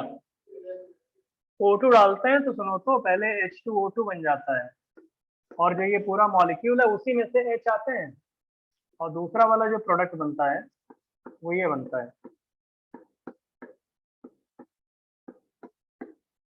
ओ यहाँ देखो, ऐसे इधर भी एरोमेटिक रिंग, इधर भी एरोमेटिक रिंग, यहाँ पे डबल बॉन्ड O, इधर पे डबल बॉन्ड O, और यहाँ पे आ जाता है इथाइल CH2 CH3।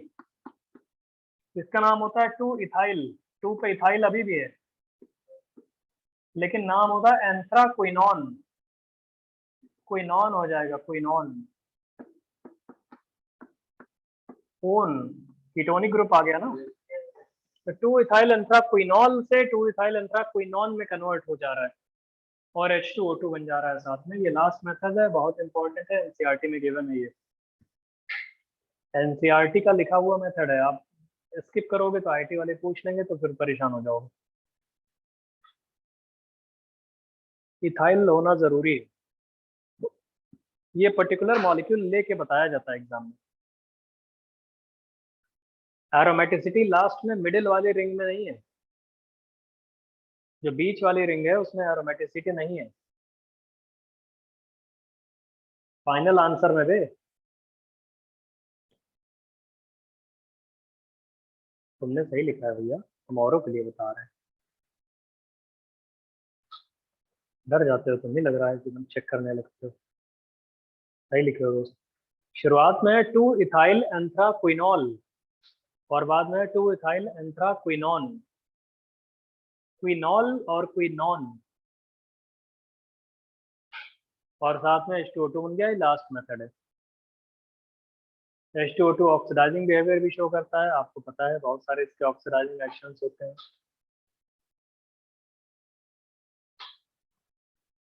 ये समझ में आया भैया, H2O2 वाला ऑक्सीडाइजिंग एजेंट है ये। नेक्स्ट देखो, H2O2 भाई खत्म, और क्या चाहते हो, समझ रहे हो। अब आता है सल्फर। सल्फर के कंपाउंड बताएंगे बहुत सारे, फिर उसके बाद उन्हीं में ऑक्सी एसिड्स आएंगे, उनके बहुत कुछ है अभी सल्फर में। चलिए लिखना शुरू करिए। सल्फर देखो, हमने सबसे पहले कैल्कुलेशंस के normal properties, melting point, boiling point, ionisation energy, electronegativity, electron affinity, density, उनके हाइड्राइड्स और उनके प्रॉपर्टीज, उनके मेल्टिंग पॉइंट, उनके बॉइलिंग पॉइंट। वाटर का हाईएस्ट होता था मेल्टिंग पॉइंट, बॉइलिंग पॉइंट, उनकी थर्मल स्टेबिलिटी, उनकी एसिडिक स्ट्रेंथ, ऐसे करके आपको बता दिया था पहले सब कुछ। फिर ऑक्सीजन एलिमेंट के हमने बताए थे कि भैया वो डायटोमिक अपना O2, फिर जैसे ऐसे बनता चला जाता है। फिर ऑक्सीजन के और भी कंपाउंड आपको ओजोन बताया, H2O2 बताए। अब कुछ सल्फर वाले। ऑक्सीजन के इतने कंपाउंड है, सिर्फ ऑक्सीजन के इतने ही तो होंगे वे। अब बाकी जो आएंगे उसमें सल्फर भी होगा, अभी SO2 आएगा, SO3 आएगा, H2SO4 आएगा, H2S आएगा, Na2H2O3 जिसको हाइपो बोलते हो वो आएगा, आगे चल के आएंगे। तो कम से कम पहले सल्फर के बारे में जान तो लें। लिखो sulphur,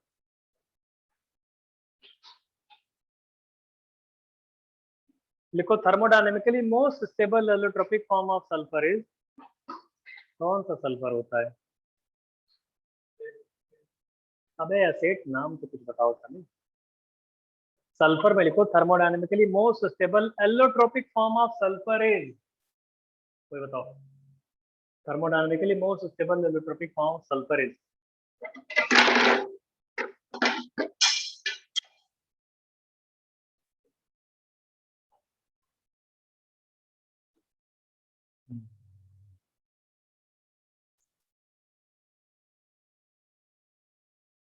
thermodynamically most stable allotropic form of carbon क्या होता था?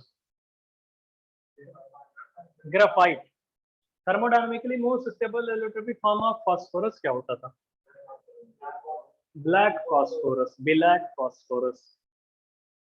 Thermodynamically most stable allotropic form of sulphur is rhombic sulfur, RHOMB, RHO, rhombic, RHOMBIC, rhombic sulfur। S8 से लिखते हैं इसको, S8। वैसे मोनोक्लिनिक सल्फर भी होता है, इसी को अल्फा सल्फर भी बोलते हैं, इसी को अल्फा सल्फर भी बोलते हैं, अल्फा सल्फर, है ना भैया। मेल्टिंग पॉइंट इसका 115 डिग्री सेंटीग्रेड होता है।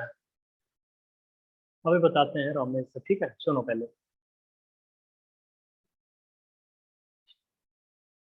इधर देखो, ऐसा होता है।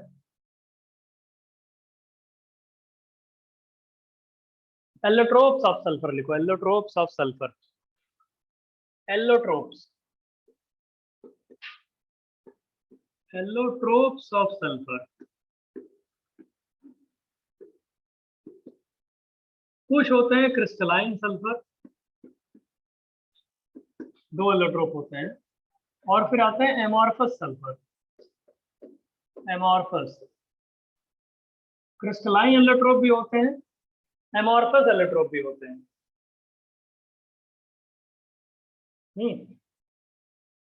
क्रिस्टलाइन में जो होते हैं वो 2 हैं, एक होता है रोम्बिक सल्फर और एक होता है मोनोक्लिनिक सल्फर। मेनली यही लिखे जाता है, मेनली मोनोक्लिनिक सल्फर। रोम्बिक को अल्फा सल्फर भी बोलते हैं और मोनोक्लिनिक को बीटा सल्फर भी बोलते हैं। इन दोनों में खास बात क्या होती है कि अल्फा सल्फर भी इनसॉल्युबल इन वाटर होता है, इनसॉल्युबल इन वाटर, और ये होता है insoluble in CH2, carbon disulphide में भी इनसॉल्युबल है। बीटा सल्फर की खास बात क्या होती है? इनसॉल्युबल इन वाटर होता है। याद करना पड़ेगा, तो इसको हम कैसे बता दें, कोई मैथमेटिकल इक्वेशन थोड़ी है इसमें। और ये सॉल्युबल इन CH2 होता है, soluble in carbon disulphide CH2, जैसे CO2 ऐसे CH2। तो ये क्रिस्टलाइन वाले हो गए, समझ रहे हो भैया?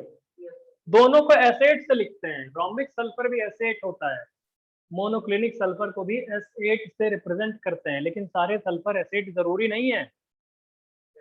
सल्फर की जो रिंग्स होती हैं वो S8 ही नहीं होती, वो S8 से लेकर 20 तक कुछ भी हो सकती हैं, 6 से लेकर 20। सल्फर की जो वो होती है कैटिनेशन की टेंडेंसी, वो S8 sorry S6 H8 S10 S12 15 ऐसे करके 18 सब कुछ हो सकता है भाई। मोनोक्लिनिक और ये प्लास्टिक जो भी, ठीक है। एमॉर्फस सल्फर के भी 3 फॉर्म होते हैं, और वो तीनों फॉर्म ऐसा नेचर में एग्जिस्ट नहीं करते, हमें पता करने होते हैं। जैसे एक होता है सबसे पहला प्लास्टिक सल्फर, प्लास्टिक, जिसको गामा सल्फर भी बोलते हैं, गामा सल्फर भी इसका नाम होता है। और इसको S6 से रिप्रेजेंट करते हैं। मोनोक्लिनिक वाला एसेट था, रोमिक वाला भी एसेट था, जिसको S6 से रिप्रेजेंट करते हैं। और दूसरा इसी में होता है कोलॉइडल सल्फर।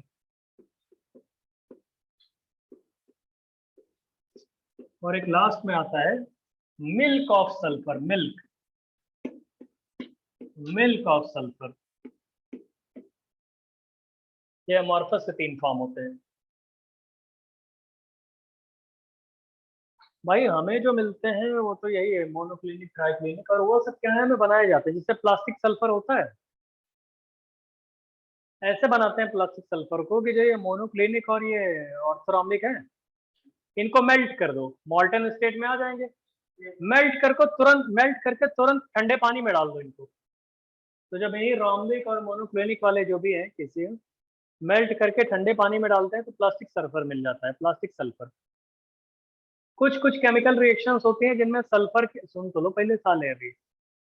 कुछ कुछ केमिकल रिएक्शंस होती है जिनमें सल्फर की टर्बिडिटी अपीयर होती है, लेकिन जो सल्फर की टर्बिडिटी अपीयर हुई है, प्रेसिपिटेट आया है, उसमें पार्टिकल्स के साइज कोलॉइडल पार्टिकल की साइज की रेंज में आ जाते हैं, इसलिए उनको नाम दे दिया जाता है कोलॉइडल सल्फर। नेचर में थोड़ी मिलता है, केमिकल रिएक्शन से मिलता है। कोई ऐसी एक पर्टिकुलर प्रॉपर्टी होती है नॉर्मली कि भैया वो जैसे मिल्क बिहेव करता है, मिल्क घर में आपने मिल्क देखा होगा, किचन में गए होगे, उसको जब हीट करते हैं तो थिक होता चला जाता है। पानी को गर्म करो, देखो थिक थोड़ी होता है, तो स्केप कर थिन होता है। जनरली किसी भी लिक्विड को हीट करो तो थिन होता चला जाता है ना, पतला होता चला जाएगा स्केप। लेकिन मिल्क देखो, नेचर का गिफ्ट है कि मिल्क को हम लोग जब थिक हीट करते हैं सारा थिक होता चला जाता है। खोया नहीं बनाते हैं लोग उससे मिठाई बनाने के लिए। तो ऐसा एक पर्टिकुलर सल्फर का फॉर्म होता है जो अलग तरीके ऑब्टेन होता है, वो भी मिल्क की तरह बिहेव करता है। अभी बताते हैं, सब कुछ समझ में आ रहा है। लेकिन सारे सल्फर थोड़ी बिहेव करते हैं, वो किसी रिएक्शन में ऑब्टेन होगा ये चीज ऐसी। नॉर्मली सल्फर तो नॉर्मली बिहेव करता होगा, लेकिन किसी पर्टिकुलर रिएक्शन में ऑब्टेन होने के बाद एक सल्फर मिल्क की तरह बिहेव करता होगा, तो उसे मिल्क ऑफ सल्फर बोलते हैं। वैसे किसी पर्टिकुलर रिएक्शन में जो सल्फर के पार्टिकल्स या प्रेसिपिटेट अपीयर होते होंगे, उनके पार्टिकल के साइज कोलॉइडल पार्टिकल की साइज की रेंज में रहते हैं, तो उनका नाम कोलॉइडल सल्फर हो जाता है। रोम्बिक या मोनोक्लिनिक सल्फर को मॉल्टन स्टेट में इकट्ठे ले जाके कोल्ड वाटर में डाल दो तो प्लास्टिक सल्फर मिल जाता है। ठीक है, कुछ समझ में आ रहा है?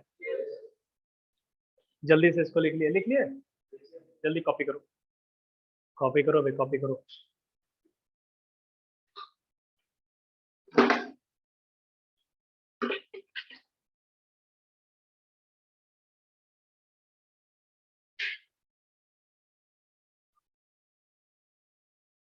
हाँ भैया हटा है।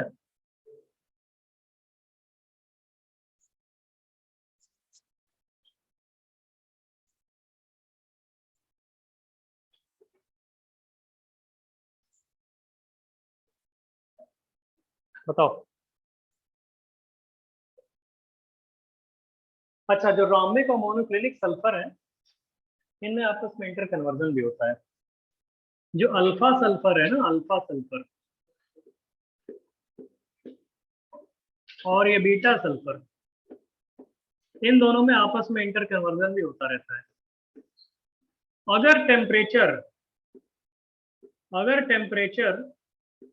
ग्रेटर देन 96 डिग्री सेंटीग्रेड है तो अल्फा सल्फर कन्वर्ट हो जाएगा बीटा सल्फर में। और अगर temperature less than 96 degree centigrade है तो इनका अपीयरेंस जो होगा वो अल्फा सल्फर के फॉर्म में होगा। तो 96 डिग्री सेंटीग्रेड को ट्रांजिशन टेम्परेचर बोलते हैं, ट्रांजिशन बिटवीन एलोट्रोपिक फेजेस। समझ रहे हो भैया? हाँ तो लिखो बच्चा इसको जल्दी से, इसको ट्रांजिशन टेम्परेचर बोलते हैं।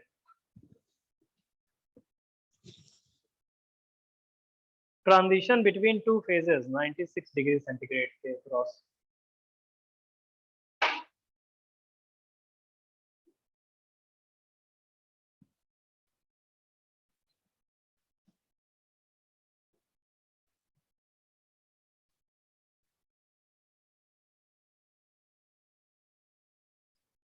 ठीक है भैया।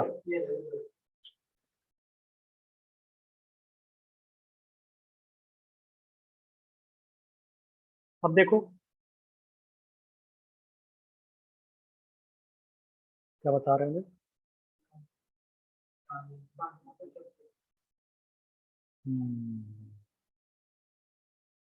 तो अल्फा बीटा सल्फर हो गए। तो अल्फा बीटा सल्फर तो नेचर में मिलते हैं, हमको पढ़े रहेंगे अपना, ठीक है, मिल जाएंगे। अल्फा है बीटा है, टेम्परेचर आपस में इंटर कन्वर्ट हो जाएगा। वैसे इनका मेल्टिंग पॉइंट अल्फा या बीटा दोनों ही, भाई अल्फा हीट करोगे तो बीटा में कन्वर्ट हो जाएगा 96 से ऊपर, और वो जाके मेल्ट करता है 115 डिग्री सेंटीग्रेड। तो वहीं कहीं लिख low melting point of sulphur is 115 degree centigrade. Melting point of sulphur is 115 degree centigrade, 115 degree centigrade. Melting point of sulphur is 115 degree centigrade. ठीक है। तो बोलते हैं, सुनो गामा सल्फर के बारे में बता रहे हैं अभी, गामा और ये सब पढ़ाएंगे। गामा सल्फर जो होता है एक्चुअली में, जब मॉल्टन सल्फर को पोर किया जाता है, मतलब उड़ेला जाता है, समझ रहे हो, उड़ेलना या पोर करना। When molten sulfur is poured in cold water, so we get ये प्लास्टिक सल्फर। लिखो, when molten sulfur is poured, पोर किया जाता है, उड़ेल दिया जाता है। When molten sulfur is poured in cold water,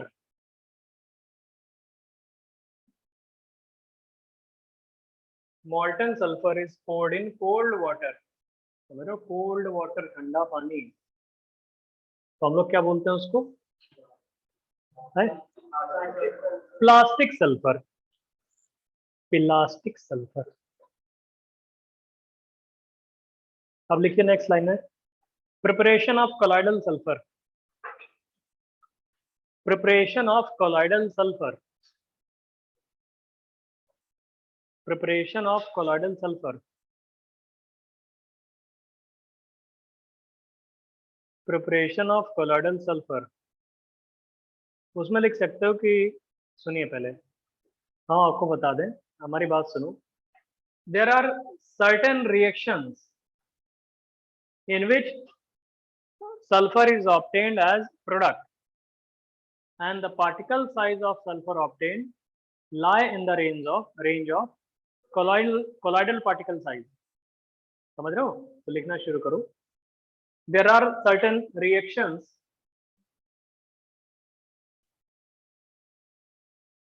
in which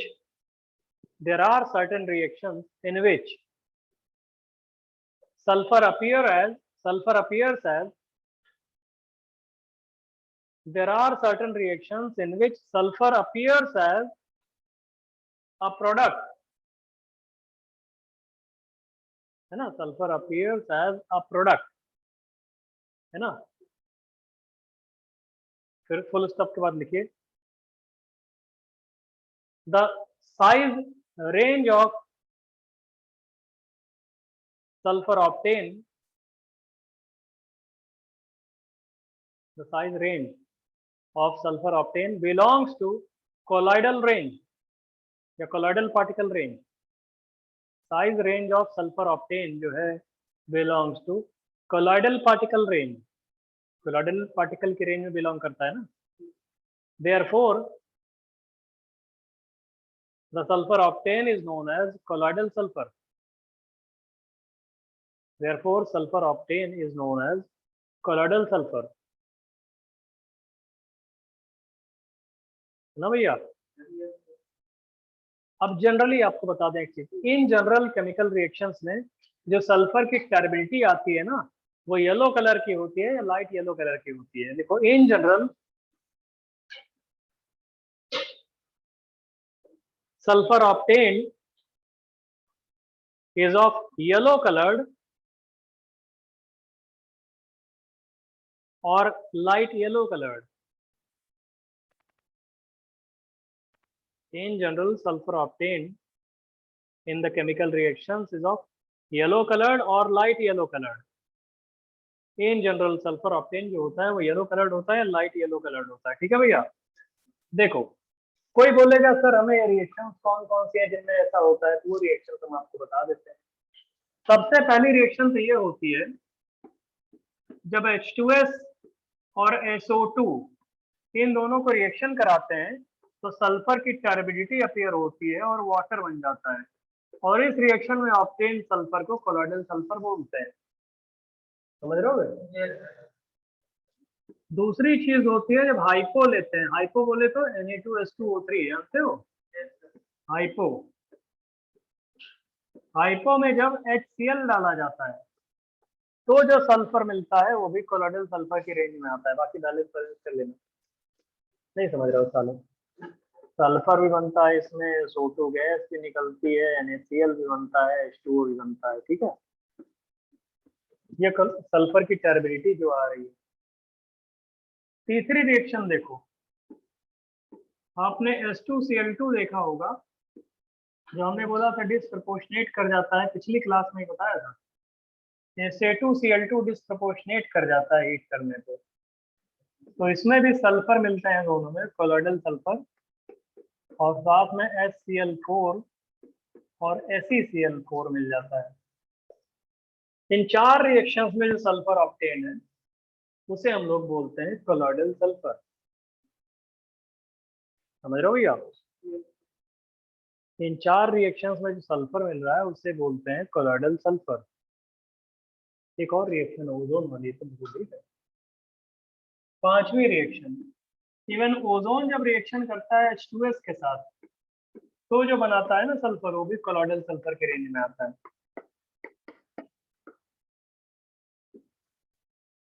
हमेशा कोलॉइडल सल्फर थोड़ी मिलेगा। किसी केमिकल रिएक्शन की ब्यूटी होती है वो रिएक्शन करने के बाद जो सल्फर प्रोड्यूस कर रहा है उनके ग्रेन्यूल्स या उनके साइज, उनका जो भी है थोड़े साइज, बड़े साइज के हो जाएंगे। ये 5 रिएक्शंस हैं, उसमें रिएक्शन 3, 4 आपको लास्ट क्लास में ही बताई जा चुकी है, नहीं जानते हो? बाकी 1, 2, 5 कोलॉइडल सल्फर समझ में आ गया?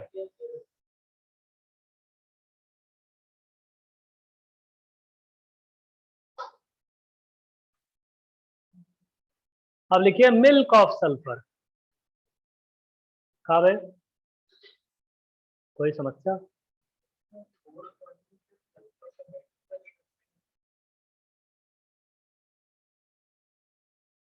कुछ गड़बड़ हो गया, सुनो तो।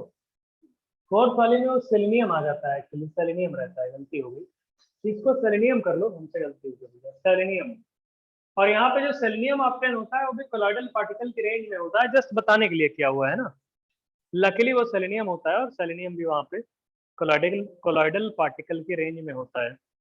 मतलब उस टाइप की रिएक्शन से जो भी मिलेगा वो कोलॉइडल पार्टिकल की रेंज में लाई करेगा। हाँ सही है भैया, ऑनलाइन वाले कुछ बोला करो, तुम लोग बोलते ही नहीं हो यार। क्लियर है दोस्त? एक तो ये हो गया। लिखो milk of sulphur, milk of sulphur.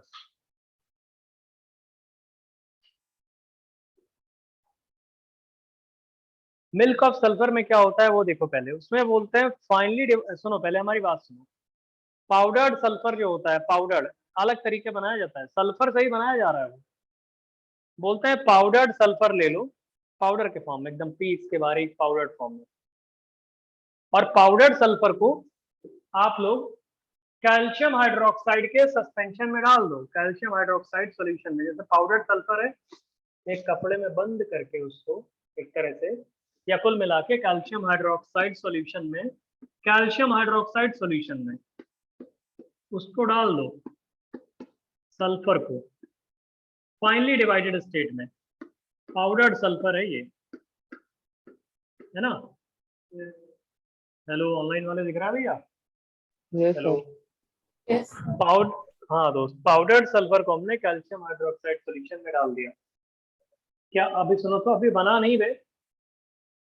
तो पहले बोलते हैं कि finely divided sulphur is suspended in finally divided calcium hydroxide.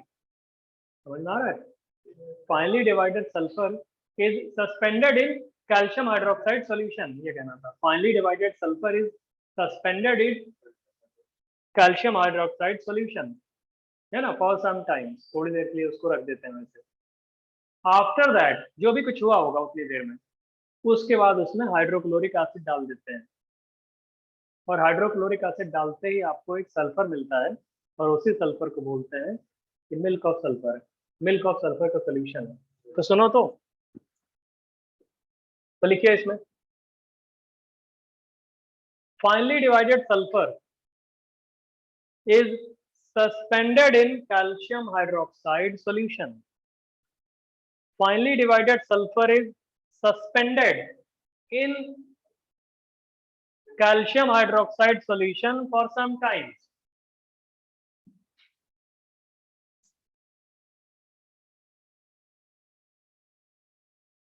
Finely divided sulfur is suspended in calcium hydroxide solution for some time.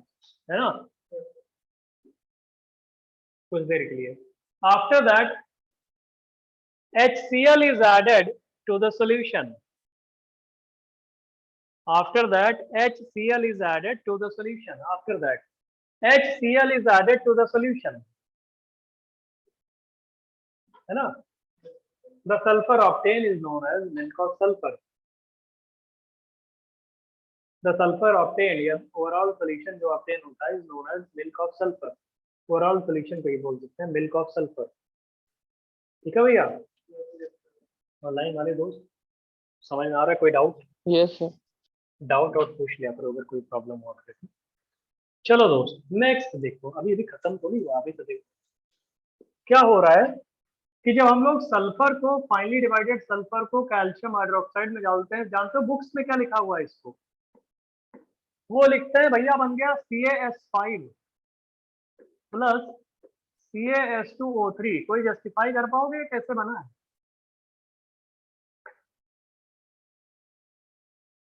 कोई बात नहीं, हम बता रहे हैं अभी रिएक्शन। तुम कुछ नहीं लिखोगे, पहले सुनो।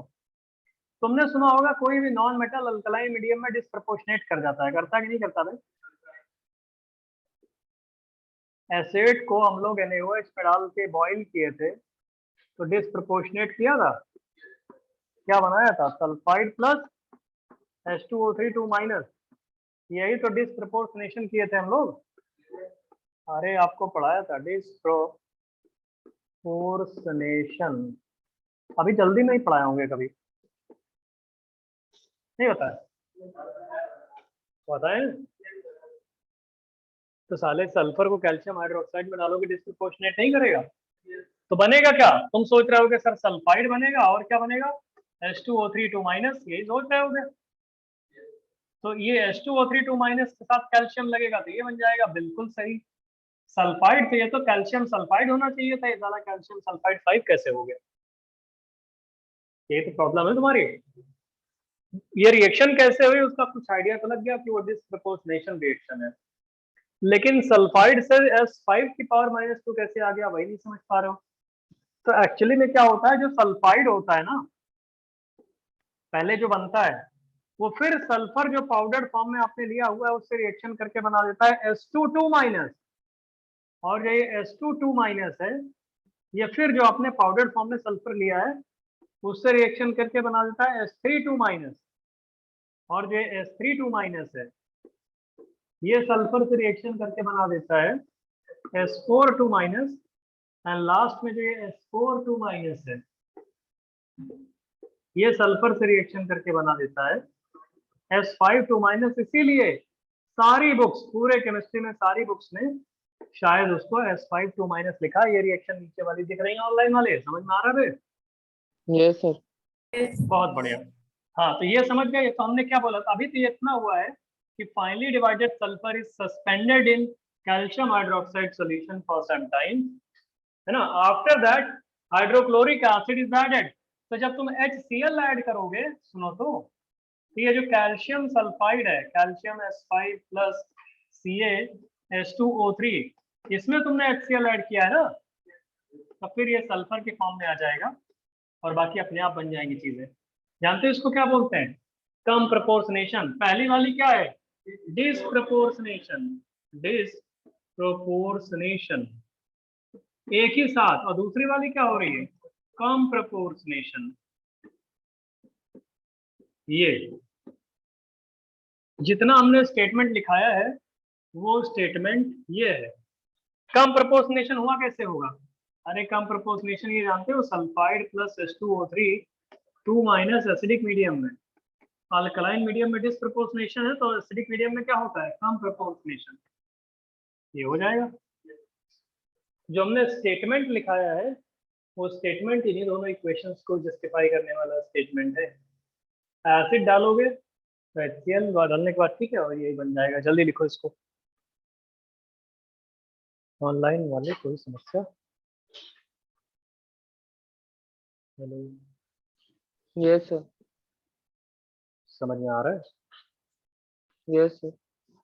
हाँ तो चलो जल्दी लिखो, जल्दी लिखो भाई।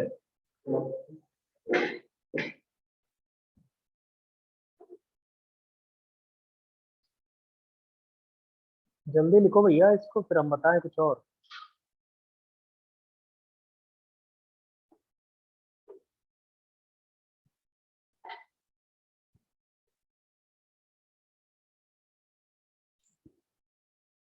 जल्दी करो दोस्त।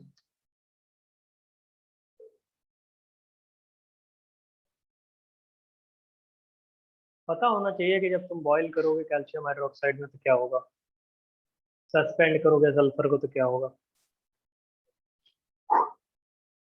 उसके बाद क्या होगा।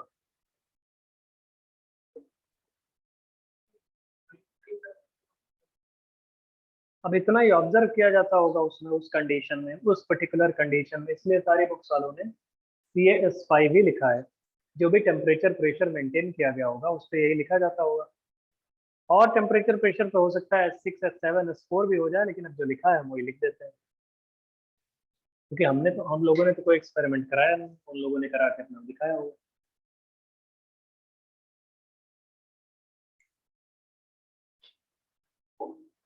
समझ रहे हो भैया? ये नॉर्मल सल्फर की कुछ प्रॉपर्टीज है। अब देखो, चलो लिखो।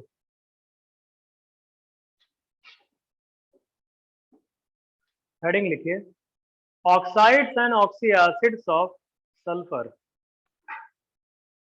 Oxides and oxy acids of sulphur. ये क्लास कितने बजे तक है भैया? 540। 5:40? सही बताओ, 40 है? Oxides and oxy acids of sulphur. मैं लिखो भाई, 5 मिनट लेट भी तो आए थे हम, 10 मिनट। लिखो,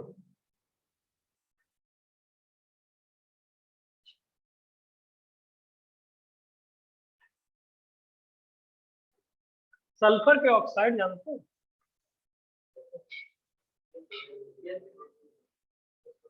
मेनली इसके दो ऑक्साइड होते हैं, SO2 SO3।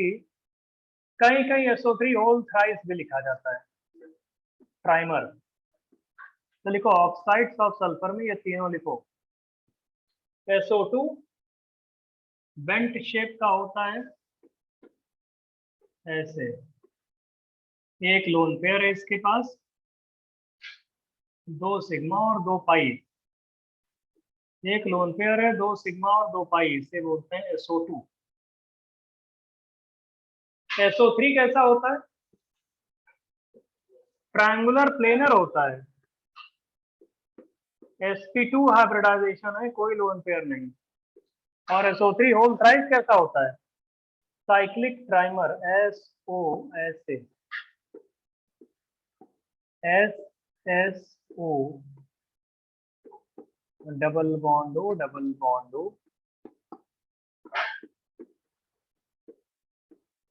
ठीक है भैया, double bond double bond. Online वालों दिख रहा है? Yes sir. Yes sir. बहुत बढ़िया दोस्त, कितना बनाओ? Cyclic trimer. अब भाई मेन डिफिकल्ट चीजें इसकी सल्फर की खत्म हो गई, अब तो बस ऑक्सी एसिड्स बचे हुए हैं, है ना? और ऑक्सी एसिड्स के बाद तुम्हारे बचे हुए हैं सिंपल से OH2SO4 की प्रिपरेशन और ये सब एक क्लास में खत्म हो जाएगा। अगली क्लास में ये फैमिली फिनिश, फिर एक क्लास और लगेगी जिसमें आपका हैलोजन और नोबल गैसेस, मतलब 3 मोर क्लासेस ऑफ पी बिलॉक फिनिश। समझ रहे हो भैया? तो ठीक है दोस्त, अभी आप लोग ब्रेक ले सकते हो। Thank you very much. कोई डाउट है तो आप लोग पूछ सकते हैं, नहीं तो जा सकते हैं। हाँ। Thank you.